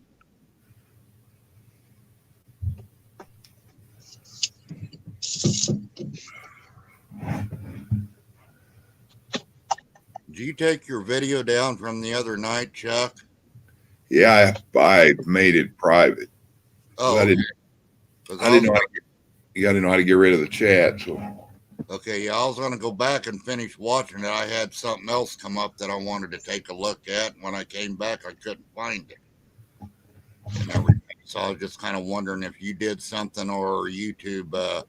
yeah, I pulled it down. I figure out how to remove the chat. I don't know if my chat shows up on my videos, and nobody ever told me. It don't show up for me, but I'm not sure if it shows up for everybody else. Yeah, I didn't know whether you did something or YouTube was getting their jollies again.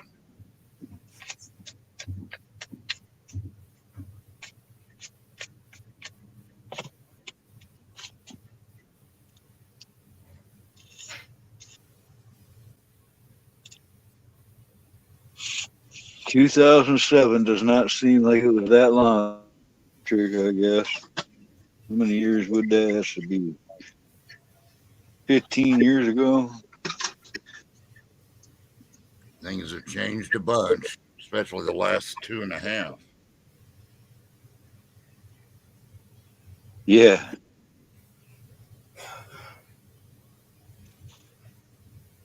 No, when I first really started using the internet, I was using it for dating purposes. I was having a blast and everything. This is when we still had MSN Messenger and ICQ and Yahoo and all of them. I'd be talking about 3 girls at a time, kept up with the deal till one night I got my conversations crossed up, and that didn't turn out too pretty that night. I don't know how anybody could one gal. I wasn't dating any of them. We were just chit-chatting back and forth and talking about this and that, and I responded to one gal in the wrong box, and I forget what it was about, but it didn't end up too good that night. Sounds like stories. Sounds like a sick. Yeah, motion detecting light keeps kicking on out back. I was looking to see what it was. Huh. That's not good. Not good for them.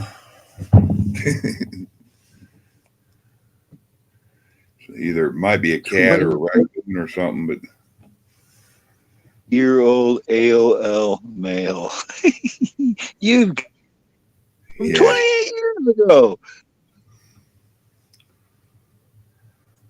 Man, I'll bet you I have an AOL account out there somewhere in 10, 12 years. I don't know. My first internet provider for the chat boards and stuff was Prodigy.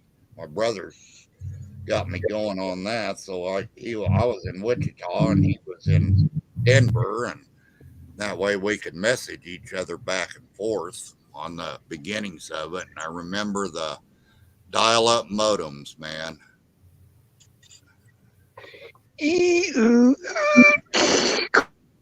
It's kind of amazing that got in on the ground floor and watched the technology evolve up to what we got today. And it's just, more than amazing on what it can do, then it's a double-edged sword now, too, on a lot of it.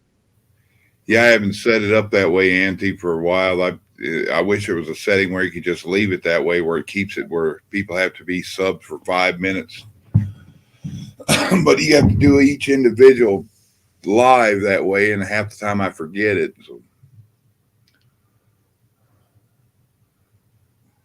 it should have constant settings like that if you want people to be subbed to be able to chat, and then at least they'd have 5 minutes. That's probably why they don't do it, so we can't set it up to where it kills off the damn bots. Yep.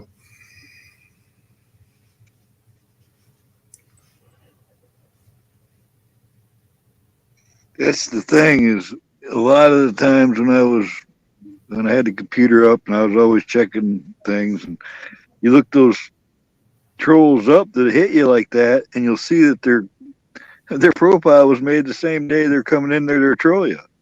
Yep. Day old account. Yeah, I had a buddy of mine in the 90s. He talking about Echo talking about I wouldn't dream of meeting anybody from the internet, dating wise. He'd meet these girls through what was the other one? I never tried any dating site any of that. Never tried. What was that? What they used to be trending back in was it the 80s or 90s? They had the mail away brides and stuff. Yeah, they had the chat rooms, and I can't remember what the thing is. It's not YouTube. It was what the fuck was the name of that? They had Yahoo, ICQ. Yahoo, yeah. Yahoo and ICQ. He was on both of them. And he met a girl that lived somewhere up in Canada, damn near to Alaska. And he was over my house, and he got on the computer when I got up checking something out. He wanted to check his messages, and there was a message from me, Messenger. He got up, left my house, and drove for 22 hours or something like that to this girl's house up there in Canada. Wow. I'm like, that's kind of desperate. He goes, no, I just adventurous and meet new people. And I hope it was really a chick. It was. She was like a dental specialist or something, and her husband was a surgeon. And he didn't. You got it. And he was a weirdo. He liked to watch, and I was like, man, that's messed up. Yeah, there's all kinds of weirdness in this world. I've seen that along the whole ride. Oh, Andy, Jack, you got to specify what sound you're talking about.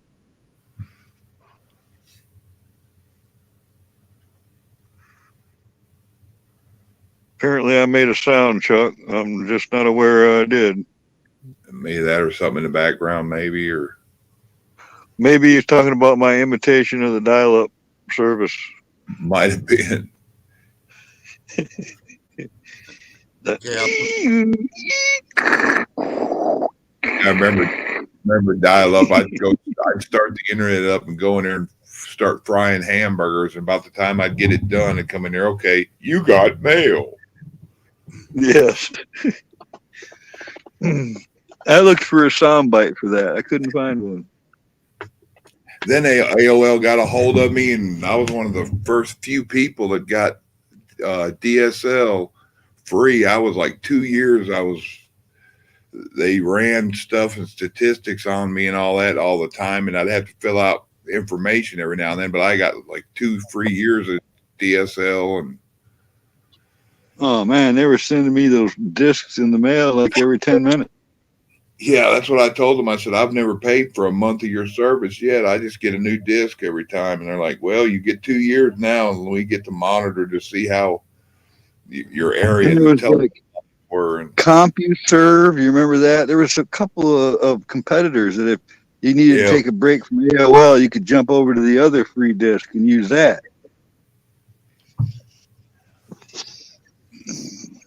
And then when I got on AOL, they let me keep the damn equipment, and there was a guy that worked at he was in electronics. I want to say it was Texas A&M, maybe. but he give me the stuff to connect up to the internet through them, and it was use their DSL service would go through the AOL DSL modems, and I shit 2 or 3 years after that I had that free.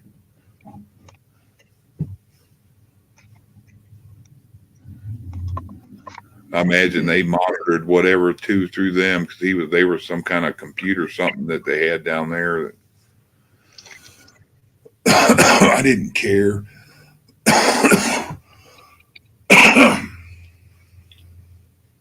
I used to game and play Ultima Online and some other stuff way back then. So having DSL, one of the few people that had it, was pretty cool.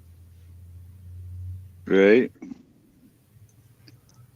Yeah, I'll put my info in private chat, guys, if you want to snag it. And Hey, man, I'm not into that dating stuff, especially dudes, Wonky. yeah, if you want to get a hold of me, I want to visit with you about a computer, Carl, and maybe I can help you out. Maybe I can't. And everything. I got some spares down here, and we'll have to talk about what you want to do and see what I got, and maybe fix you up with something. Yeah. I really need to just get this one fixed because I got so much info on it. You know what I mean? I need probably a power supply or something. I just got to rip into it and find out. What's it not doing, or what happened? Well, I haven't touched it in a while, and that's another thing. I got it in a Pelican case here. I'll have to pull it out and try it again. We got another one of those in chat here, guys. And then I'll assess it, but it was not turning on, just plain. Although, the little indicator light that's on the power supply in the back, that stayed on, which I've never seen happen when a power supply goes out. So It could be. Try another power supply. If not, it's an electronic component on the board. On the motherboard. Yeah. If you watch Northridge Fix on YouTube, he's an electronic tech with computers and all of this that he solders and unsolders stuff on there, and he works on a lot of computers that had the same problem. One of the diodes or MOSFETs go out on the motherboard and it won't turn on, or the light will be on and it won't turn on, or yeah, see, if he walks me through it, I can do the soldering. If there's a video for that, I'll definitely look that up. What's it called again? It's called Northridge Fix, and it's using micro soldering under a microscope is what it amounts to. Well, in that case, I could just get a new motherboard and plug and play, because all I need to keep is the hard drive. Okay, let me give you an idea on that. Make and model of your computer and what Hewlett Packard. What's the processor? Intel? Yeah, I think so. Okay. I'll have to dig it out. I put it away a couple of months ago. There's an idea that I've used with several different people, including myself. There you go, Bruce. That's me. I threw it in there. Okay. But what I do, Carl, is like if I got one like yours, instead of trying to figure out on what the problem is, pull the hard drive out and put it in a new tower. Yeah. Get the same model number and everything of the computer. I thought of it. I thought about that. And swap the hard drive. Couldn't I still? Couldn't I even keep? You can find those. Even if I did that, Bruce, couldn't I use both? Couldn't I simultaneously use both the new and the hard drive at that point? Yeah, you could put the one that comes with the computer as the slave on the back of the computer cable, but for your main boot drive and everything, use the one you're using now and everything for the boot drive on it to make your computer come back to life. That's what I thought. Hey, Victor. Is your monitor any good, or do you know? Is my what? The monitor? the monitor any good. Sometimes those will Oh quit. yeah, and I got a couple of monitors, and it was definitely the tower. Okay, but find the Hewlett Packard model and year and all of that. Try to find the best specs you can on it, and go on eBay and buy you a used one that still works. Yeah, that's exactly what I was thinking, Bruce. I appreciate the confirmation on that. Yeah, 'Cause swap I would. hard drives. I've done it with laptops. Find the exact same laptop and switch hard drives. I've only had to activate Windows 10 once with me doing that. The others I've done it for other people and all of that, their lids are falling apart and all of that. Now, in reality, Bruce, A hard drive and put their hard drive in it, fire it up, and it come back to life, no problem, done. right? But in reality, shouldn't there be several models that would be able to take the same hard drive?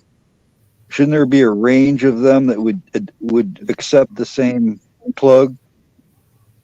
Technically, yes, but for all intents and purposes, where it don't find too much different hardware with Windows, because you'll have to sometimes buy another activation key to activate it before you can do it. If you can find the same specs, like the processor, the video, onboard, Right. 'Cause all I would be doing is switching out the hard drive. right. Yeah. And What- most of the time it'll come back to life and everything. And I thought you might have been running a laptop. No, I probably should have been. I probably should have something. They're almost throwaway anymore. So Yeah. I would, Well, I I would want something weatherproof. You know What? how I live. I need didn't think of what. something weather resistant is what I need. Will it power up or no? What's that? Will it power up? No, that was the thing, is it wouldn't turn on at all. Even mean, though, it- like I was telling Bruce, It won't the get power power in. supply indicator, the power supply indicator was still on. All right. I could plug it in, unplug it, I let it reset, I let it sit for a day, plugged it back in, still the same thing. The power supply indicator would come on, but the thing would not turn on. You need to know check what? if it's got more than one stick of RAM. I've seen a stick of RAM go bad and do Yep. that. That's another thing too. The components in there will do it once in a while too. Or you could have dust build up or something. It'll cause the RAM to act up. Usually pull them out, blow them off, put them back in. If it still does it, pull one out. If it'll come on with one, sometimes you have to change slots up. Certain slots it'll only run with one. And if that don't change, you swap out that one. If it's got more than one, swap it into the slot. Sometimes that'll work. If it's only got one, find another stick of RAM the same size or close to it to test it. Well, I can try all that. I will. I just got to get to it now. Yeah, if you want to, Carl, and you tie into it, get me on the phone and I can try to walk you through some of it. And if you want to put a video on it, we can do that too. And Right on. I appreciate that, man. try to talk you through some of it. I've also had this happen, guys. I've had computers that act like this, and then I put them away for a couple months, and I go. I've had stuff like this more than once work after you stored it, Yeah. and I don't know why. Sometimes it's simple as just dirt and dust gets in them. A lot of times you can pop the battery off the board and let the BIOS bleed out, and then it'll kick back up too. Well, I had that with the old computer where I got pretty good at that, but this one just was dead. It wasn't doing nothing. Wasn't even trying. Push that You got button a all you volt want. ohm meter, Carl? What? You got a volt ohm meter? Yeah, I got a multimeter. Okay. Plug the power supply in. And the plug that plugs into the computer off the power supply, the center is hot, the outside is negative, and see if it's working. I will do. And if it don't I work, can do that.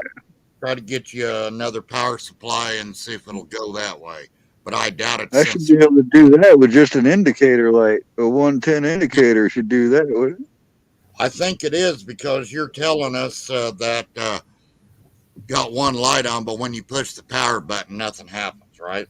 Right. And you know, on the back of the computer, where the power supply is, right where the plug plugs into the back, there's a little green indicator light that if you were to unplug it, you see how it dimly goes out slowly. You know, well, that light is on, which indicates that the power supply is getting power, but it just doesn't mean that it's giving an output. If you don't have any lights that normally light up inside on the motherboard or from the front, is there anything that normally would light up when you nothing? There's nothing on this model that lights up like that. So you're shooting blanks in the dark. It could be something as simple as dirty RAM or a stick of RAM, or like you're saying, bad hard drive, or it could be a bad power supply. But the RAM's the easiest first thing I always check.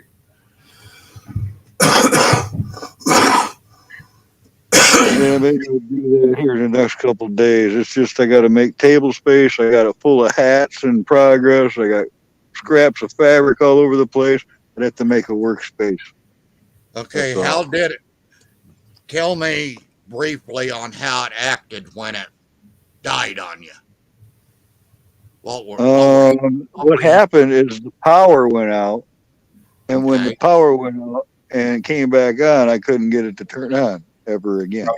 Probably crashed the hard drive, possibly, or it could have screwed the RAM or the power supply up. I've seen it do that. So. I would more think the electronics. Besides the hard drive, I think the hard drive's probably okay, but you might have had a power surge where. Well, I had surge protector though. That still sometimes it just depends. That don't work. Well, I got a pretty good. I got a pretty good one.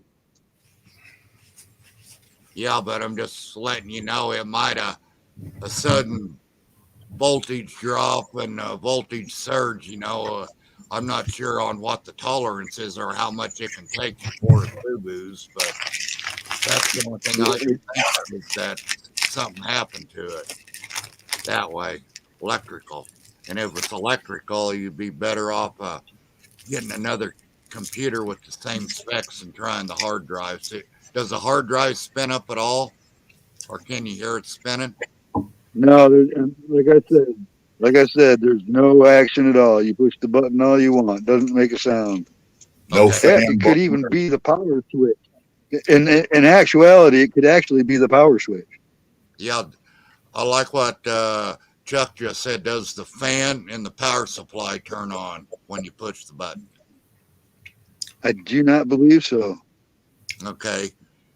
Sounds like the power supply got it or something. Something ain't completing the circuit, but the easiest way to try to shoot it is to get one with the same specs and just switch the hard drive and keep that one. That's probably what I'll do.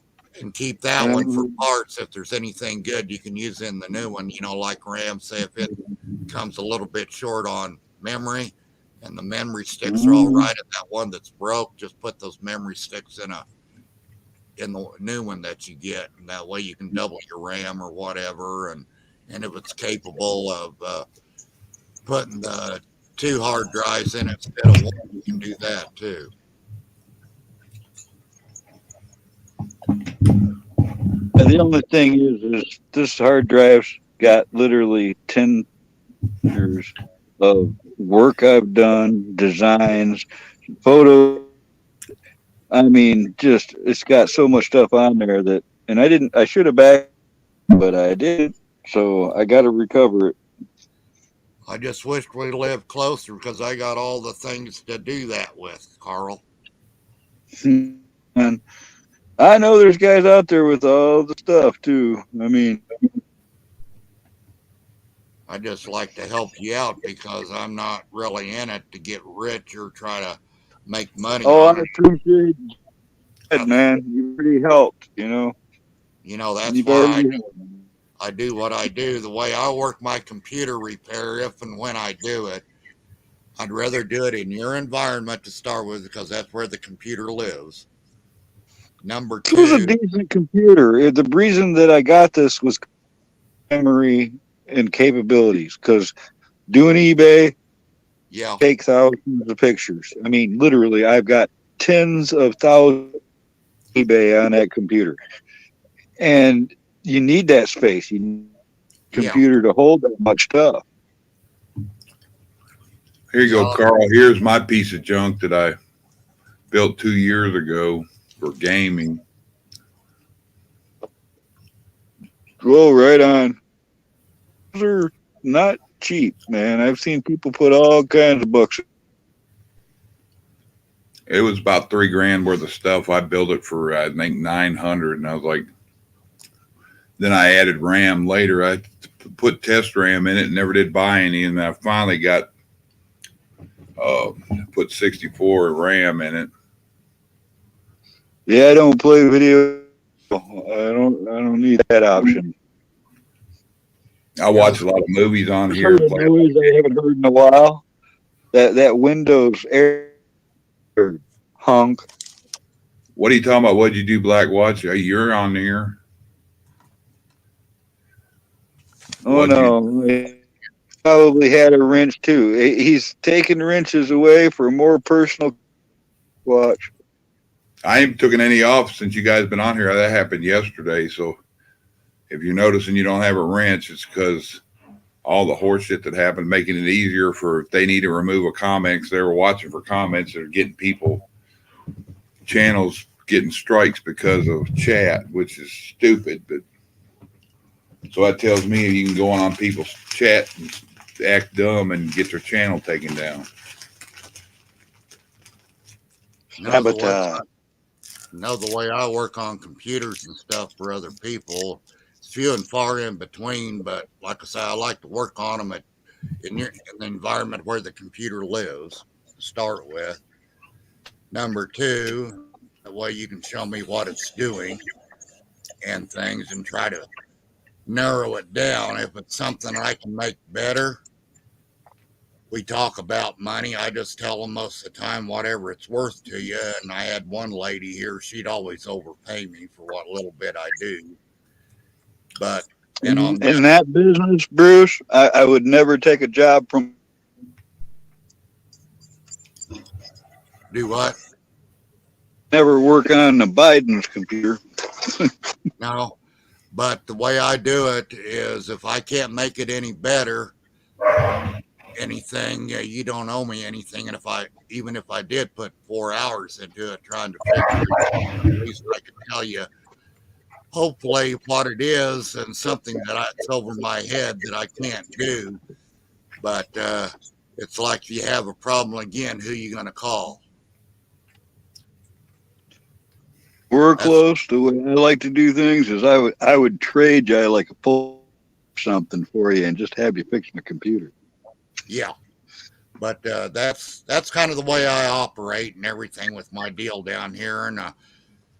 And like some computer shops and stuff, it's $50 just to pull the screws out of it and take a look at it. And I wouldn't want it done to me, and I can't do that to somebody else the way I believe, man. I'm not greedy.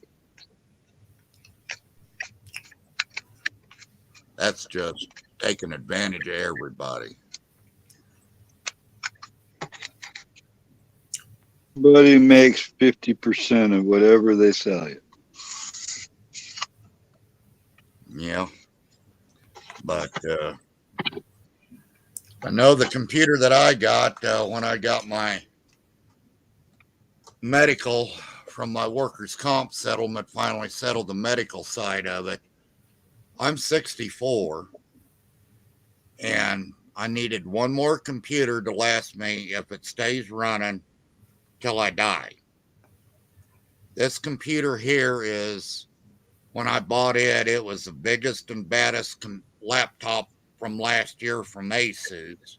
It's got a full-size screen, and then right above the keyboard is a rectangular screen, which is a touch screen, and it's loaded with up to the max with everything that could have been put in this little box for this laptop, and with taxes and everything, sales tax and shipping and stuff was $4,600. by the Beatles when I'm 64. Mm-hmm. So this will be the last one that I'll need if it stays together till I die. And I'm never going to use the full horsepower of this thing unless somebody needs something done, and I got the horsepower to help them out. Yeah, I built mine to be overclocked for stuff, for doing games and graphics and all that, and I never have used it. I build them that way so I know that I buy that kind of shit just so I know that it'll handle normal. Yeah. This one here came that way, Chuck. If you want to look it up, it's an Asus Zephyrus Duo from last year. The newer one, they come out where it would take more memory and stuff, but you can get an idea on what I've got. Yep. It's the biggest, baddest laptop that's out there right now from Asus anyway. I imagine, MSI or one of the other manufacturers can, make one a little bit better, but this is what I wanted with the dual screen and everything. So I've used the dual screen a few times, everything. So, but it's nice. Yeah, when I built mine, I was gonna do the Threadripper, and I'm like, yeah, I don't need that much. Let's see. That when you close the screen, you could latch it and it'd be a Pelican case.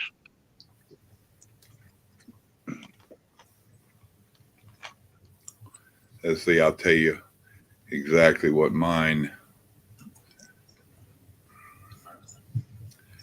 I got a Ryzen 7 in it. I was going to do the Ryzen Threadripper, and I was like, yeah, I don't need that. I got the 9 in mine, the 5900. They've come out with 6900, which is just a little bit faster. But for what I'm doing, this is plenty fast. Yeah, I built mine 2 years ago, and it was like right at the beginning of the Kofi going around, and I ended up building two of them. Built one, and my son wanted one, and I wanted to go a little better. And he walked in here, and he goes, "You still want that gun of mine?" I'm like, "Yeah." He handed me a 45. He goes, "I want that computer," and that's what we swapped it, and I ended up building another one. Yeah.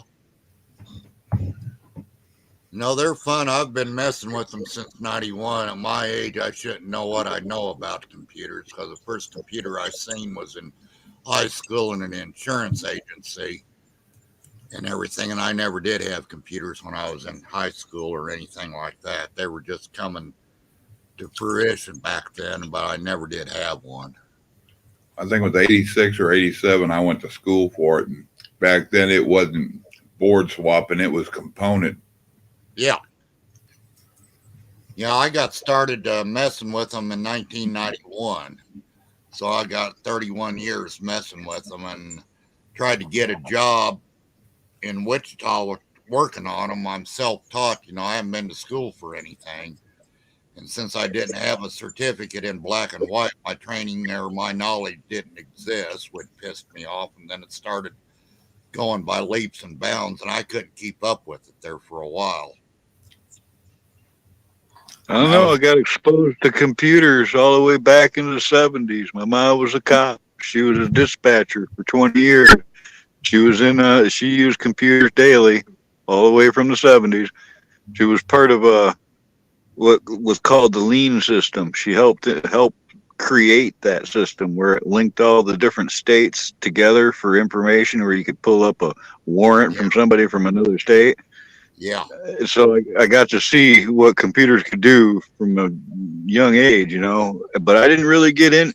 Some of my friends got computers and were doing stuff before the internet came out. They were creating things on the computer, programming and, what looks like primitive stuff now, but back then, now they're completely fluent in all computers because they've been into it all their lives, that kind of thing. But well, look how the big boys got started and everything. No school, no nothing, just out of a garage. And my brother got his start in the military. He went in 64 into communications in the military. He went from teletype to Commodores up to what they got today, and I was just getting I've had a lot of that, man. It's surplus. It's cheap. It comes in the radio shelters and all kinds of stuff.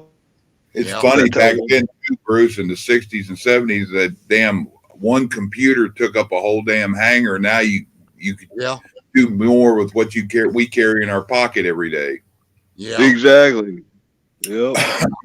Yeah, when I got into it in 91, this is when Windows 3.1 came out. And I had books and stuff and playing with it. And of course, my brother went through all using DOS, C prompts and all of that. So what we ended up doing with each other, I taught him Windows and he taught me DOS. What I knew about DOS at one time in my life, I could make a computer do about anything I wanted to do with the C prompt.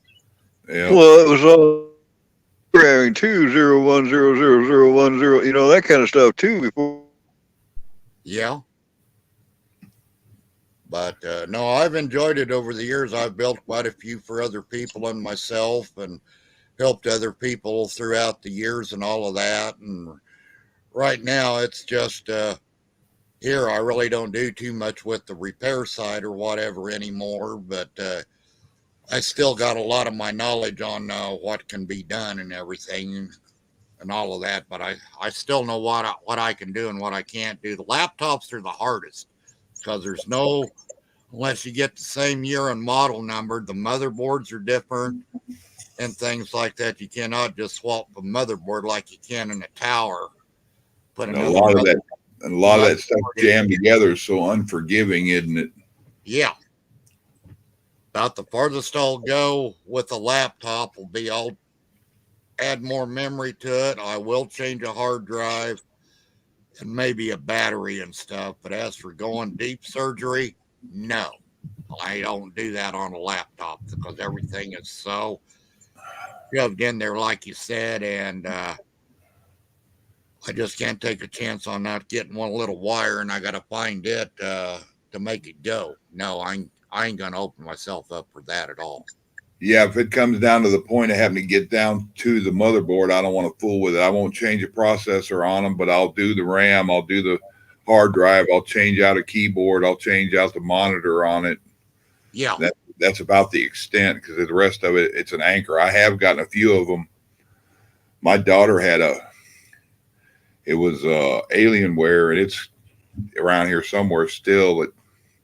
She slipped on her porch and it flew out of her purse, book bag, computer bag, whatever, and it landed on one of the back corners of right there at where it opened up on the hinge to the monitor. yeah, And busted it. And she had that extended whatever covers any kind of damage. So she took it back to Best Buy. They looked at it. At first they said nothing. And she got home and they told her to fold it in half and throw it in the garbage. And they sent her a new one. So she gave it to me. And I, for the longest time, hooked it up where it was in the living room, ran direct to a TV, and I hooked Wi-Fi and a wireless keyboard up to it, and they used it to watch whatever they wanted to watch over the internet. yep. I would have just swapped the hard drive out with her info on it into the new one and cross your fingers that it would take it. And that fixed her up just right. She ended up jumping everything off of it and just ran all the kind of like getting a new phone, how you transfer everything. Yeah. She did something and transferred it all. It sat there for about 4 hours, but it took her that long. But she had a lot of shit on there just in a few days. Yeah, that was great and everything. Blackwatch, aren't those old IBM machines with the reel readers on them? Little like film reels on the front. And even some of them had a punch read ticker that came out of them. Weren't those really old giant machines? I'm not sure, Auntie, on that. I wasn't in StreamYard when I did it. I did it through YouTube in their settings. Yeah, the first computer I seen was in an insurance office in the basement of the building, and they handed us a punch card. When we went in there, they didn't have no holes in it, and they put our name in the computer and everything. And Yeah.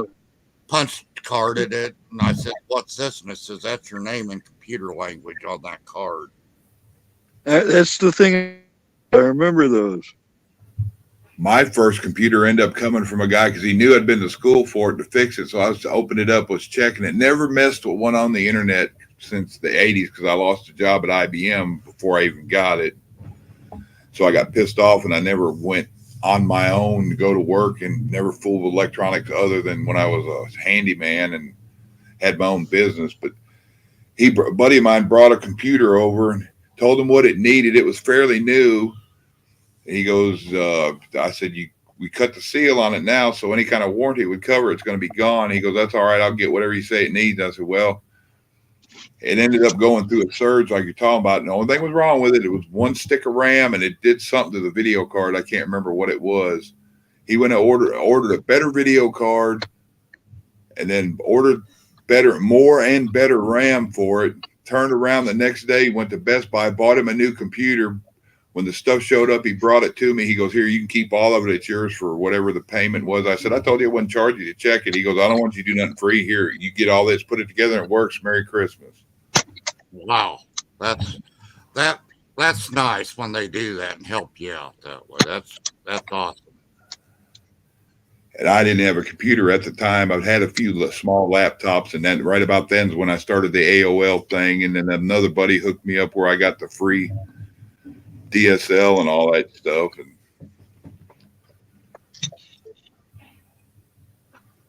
then I found out how the first game I started playing was an AOL text-based game.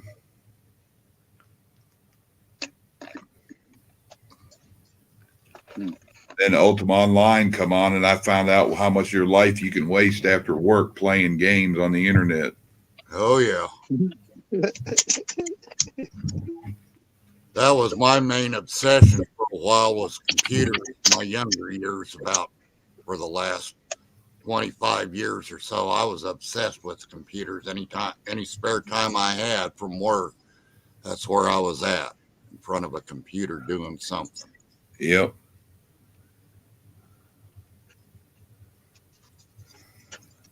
So eBay. Used to joke that eBay was my video game. yeah. Mine, I didn't use eBay. I used for a longest time Facebook Marketplace. I sold, bought, and traded all kinds of stuff. A lot of pew-pews, and and then when they started talking about it, within the next 6 months, you're not going to be able to do that off through those. They wrapped it up, but after I got hurt, I made quite a bit of money between that and playing video poker. I made $27,000 in 3 months playing video poker, and ended up paying a lot of stuff off when I moved out here. Wow. Well, that's the thing. Is I sold a lot but I bought a lot on eBay. My gig was that hit buy now, newly listed, refresh it every time I come near the computer, maybe every 15 minutes. Somebody out there lists something for a buy now price, showing what even they're selling or the values. Was doing That or this. watch them when they put them on auction, and make sure you got a list of what you want to check in the last few minutes. Well, that too. There's a combination, but the best buys always were buy it now, newly listed, and you catch it before a number of other people that are doing the same thing you're doing. You Buy it catch now. before them. Free shipping was the best. Well, now the thing is, though, Chuck, is I could buy a whole lot of something for $50. Buy now, maybe even $30 shipping. So I got $70 into it. But now I make $1,500 in sales because of the rarity of the items in that lot. All right. And there's all kinds of things that can happen in between, and you can't count on nothing until the item's actually in your hands. All right. And then you have to be able to ship it to a person safely without it being broke or whatever. And it got very difficult to keep everybody happy. And the tactics that the people like me who were on eBay in the beginning, like all the time, people would put something in the wrong category. All right, like collectibles was a great category to surf, to keep an eye on, because somebody might put something that's worth $1,000 in there for $20. It happens, and I got a lot of those. And the thing is they refined eBay with algorithms and things like that to where now it's nothing like it originally was. You can't really do what I used to do. Yeah, my son-in-law, he sells. You remember Magic the Gathering cards that come out in the 90s? Yeah. It was kind of like D&D cards, but in card form. Anyway, he does that now. He does the newer when he runs into older, but he does feast and famine with it by the week. He says he comes out really way ahead by the month. But this week he might sell $3,000 worth of cards, and next week he might sell 20. Right. All right. There comes a point to where, like selling the G.I. Joe stuff, there's common G.I. Joe stuff that's, $20 to $50. It's common stuff. But there's stuff rare, it's worth $1,000 for this little itty bitty piece. Consistent in selling those expensive pieces is satisfying in a name. You get a name in a community to where people trust you on a weekly basis. And it got ridiculous because I'd have like a 1967 G.I. Joe box empty. And it would be something that everybody was looking for. They would fight that empty cardboard box up to $1,000. And I'd have maybe $20-$30 into it. That's a good profit. If you can maintain that type of thing, you're styling.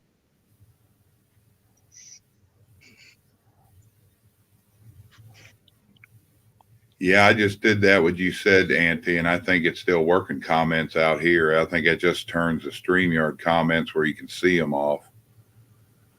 I'm going to click that other link you put up, though.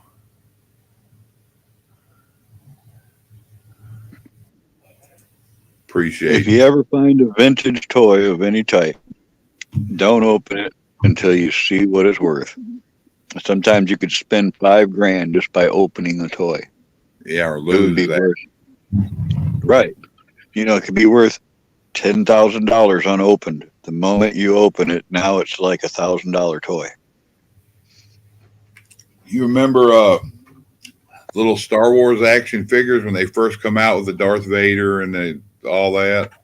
The little bitty. There were 3 of them that started off with a double telescoping lightsaber.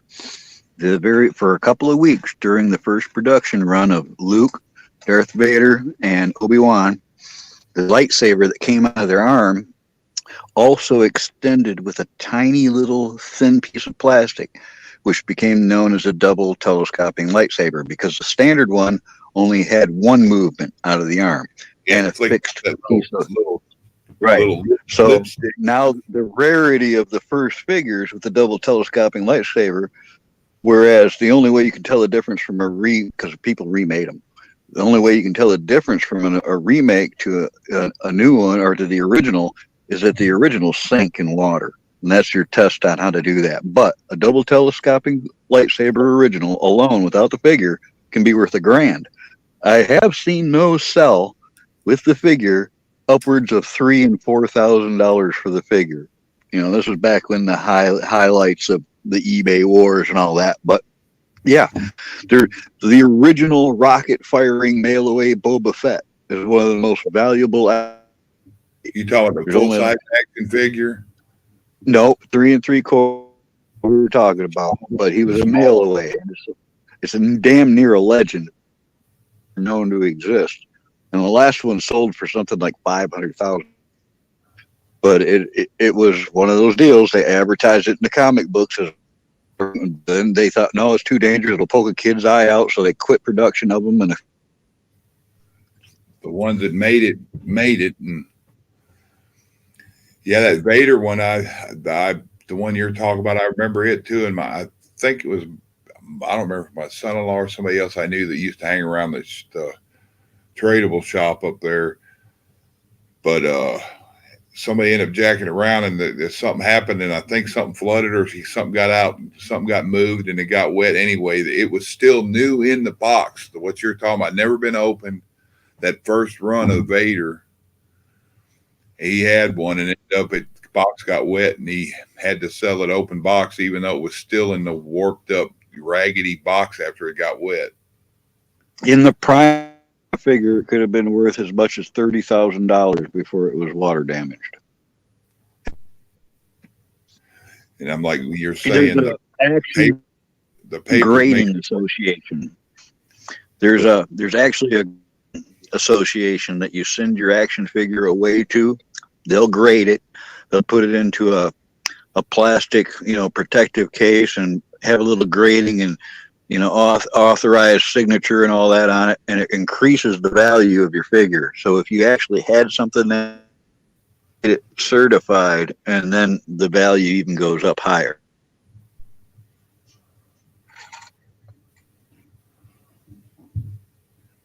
Ridiculous, isn't it? I mean, if you think about it, that a toy from our time worth that kind of bucks.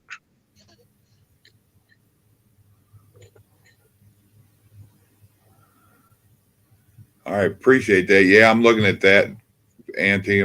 Appreciate you finding that. I'm gonna work on that, and I can turn into the videos back on, and maybe go back to my other channel too, and repost all my stuff that I made private, and just get rid of any chat.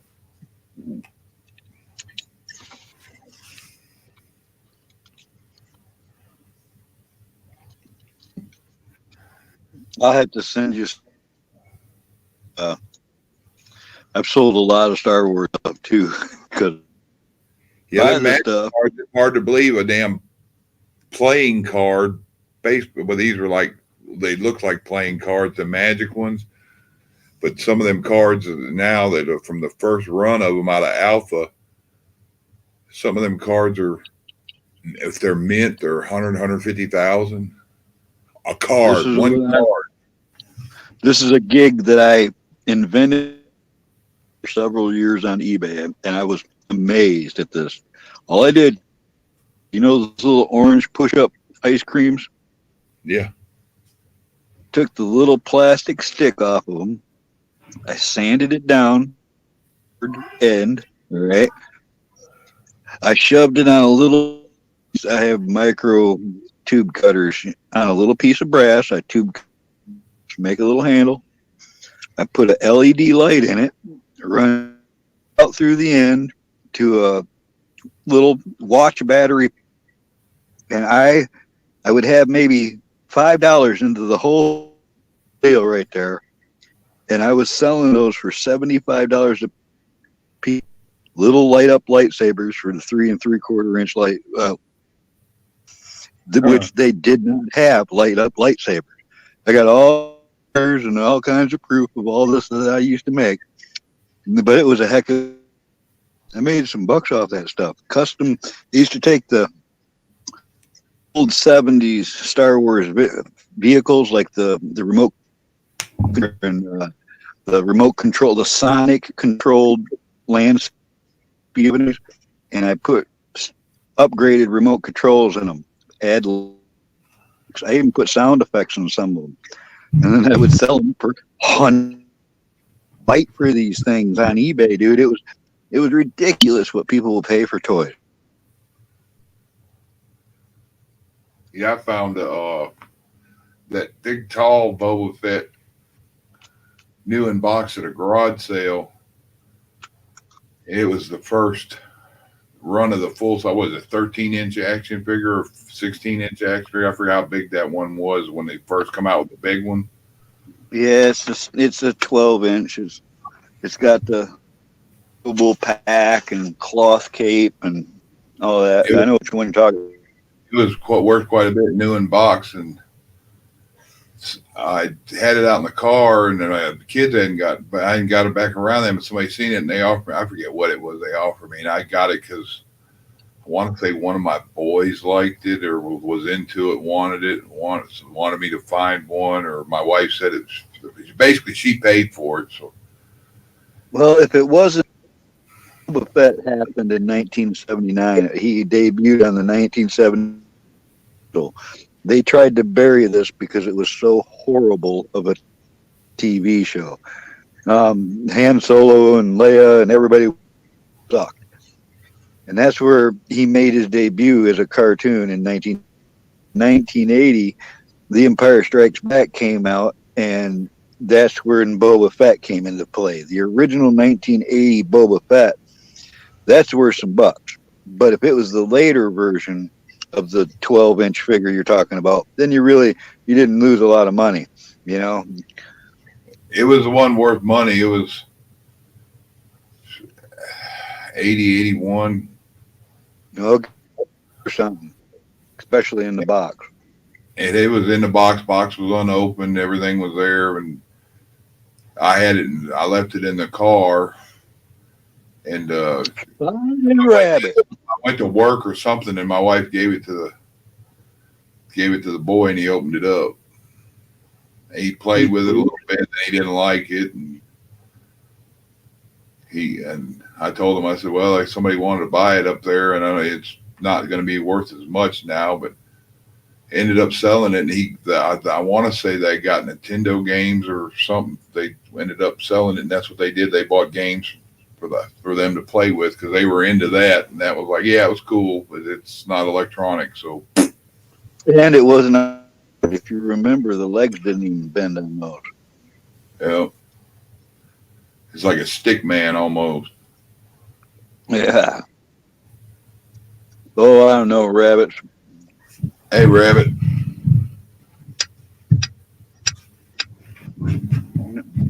Hey, T. Yeah.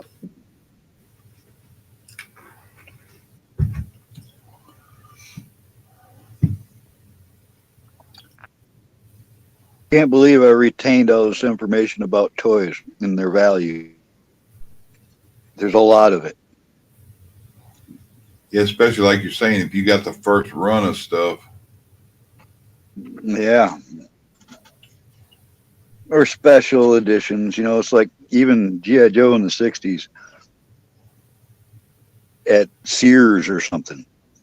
They did the same thing with Star Wars, you know, exclusively through Entertainment Earth or something, which made it ridiculously hard.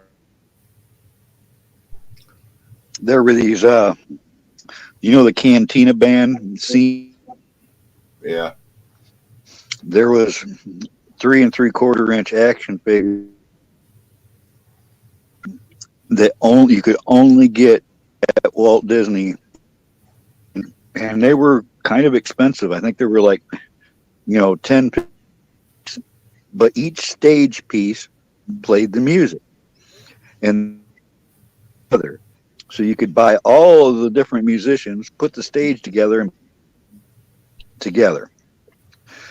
Those went from, like I said, maybe $15 a piece to buy them there to $250 a piece to buy them. But you can't even find them on eBay right now. They just became so rare, hundreds of dollars. Yeah. And if you do got the whole setup, you could put on there, probably market it what you want. Somebody that really wanted it, it's not what it's worth, it's what somebody willing to pay for it. Yeah.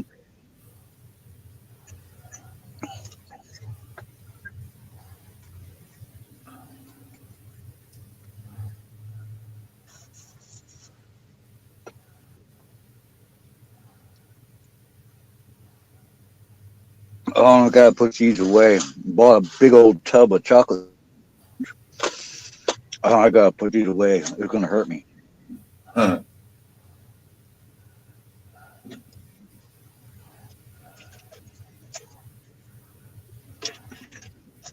Yeah, I'm that way with this. I can't remember the name of the brand of chips, but they got these.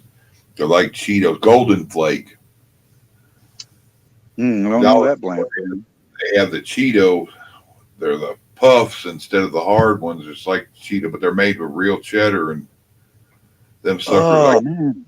I open a bag of them up and I won't leave them alone. And I seen them in big plastic barrels at the other day. Big old giant, like clear root beer barrels or something. You seen those yet? Is it Golden Flake? I don't know the brand, but they're those big cheese. Yeah, I know what you're talking about. I like the ones that they ain't Golden Flake. They have the ones that come out in Christmas, the white cheddar. Yeah, I don't see the year. I think it is holiday related. Definitely. But I hadn't seen them in a few years. Them are another one I won't leave alone.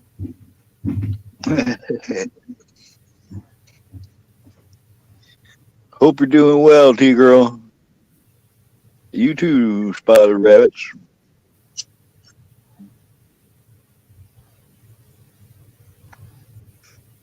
I do when I get my computer up and running, because it would be a pain in the, just the phone. I did pick up, been stockpiling it stuff too, Rabbits. So I should have a lot of merchandise to.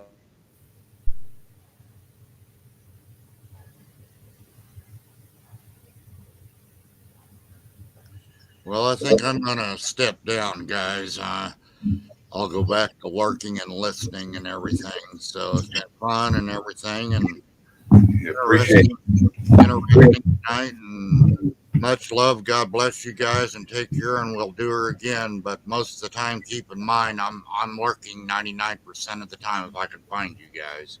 I appreciate you coming up. You're welcome anytime. Give me a holler if you feel like you got that number. I'm always around the phone. So.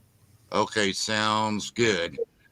I'm just here by myself with my 2 kitty cats and stuff like that. So that's kind of what's going on with me on disability and Social Security, and that's it. So yeah, I'm coming up on the 10th. It'd be 12 years ago that drunk ruined my life at a red light.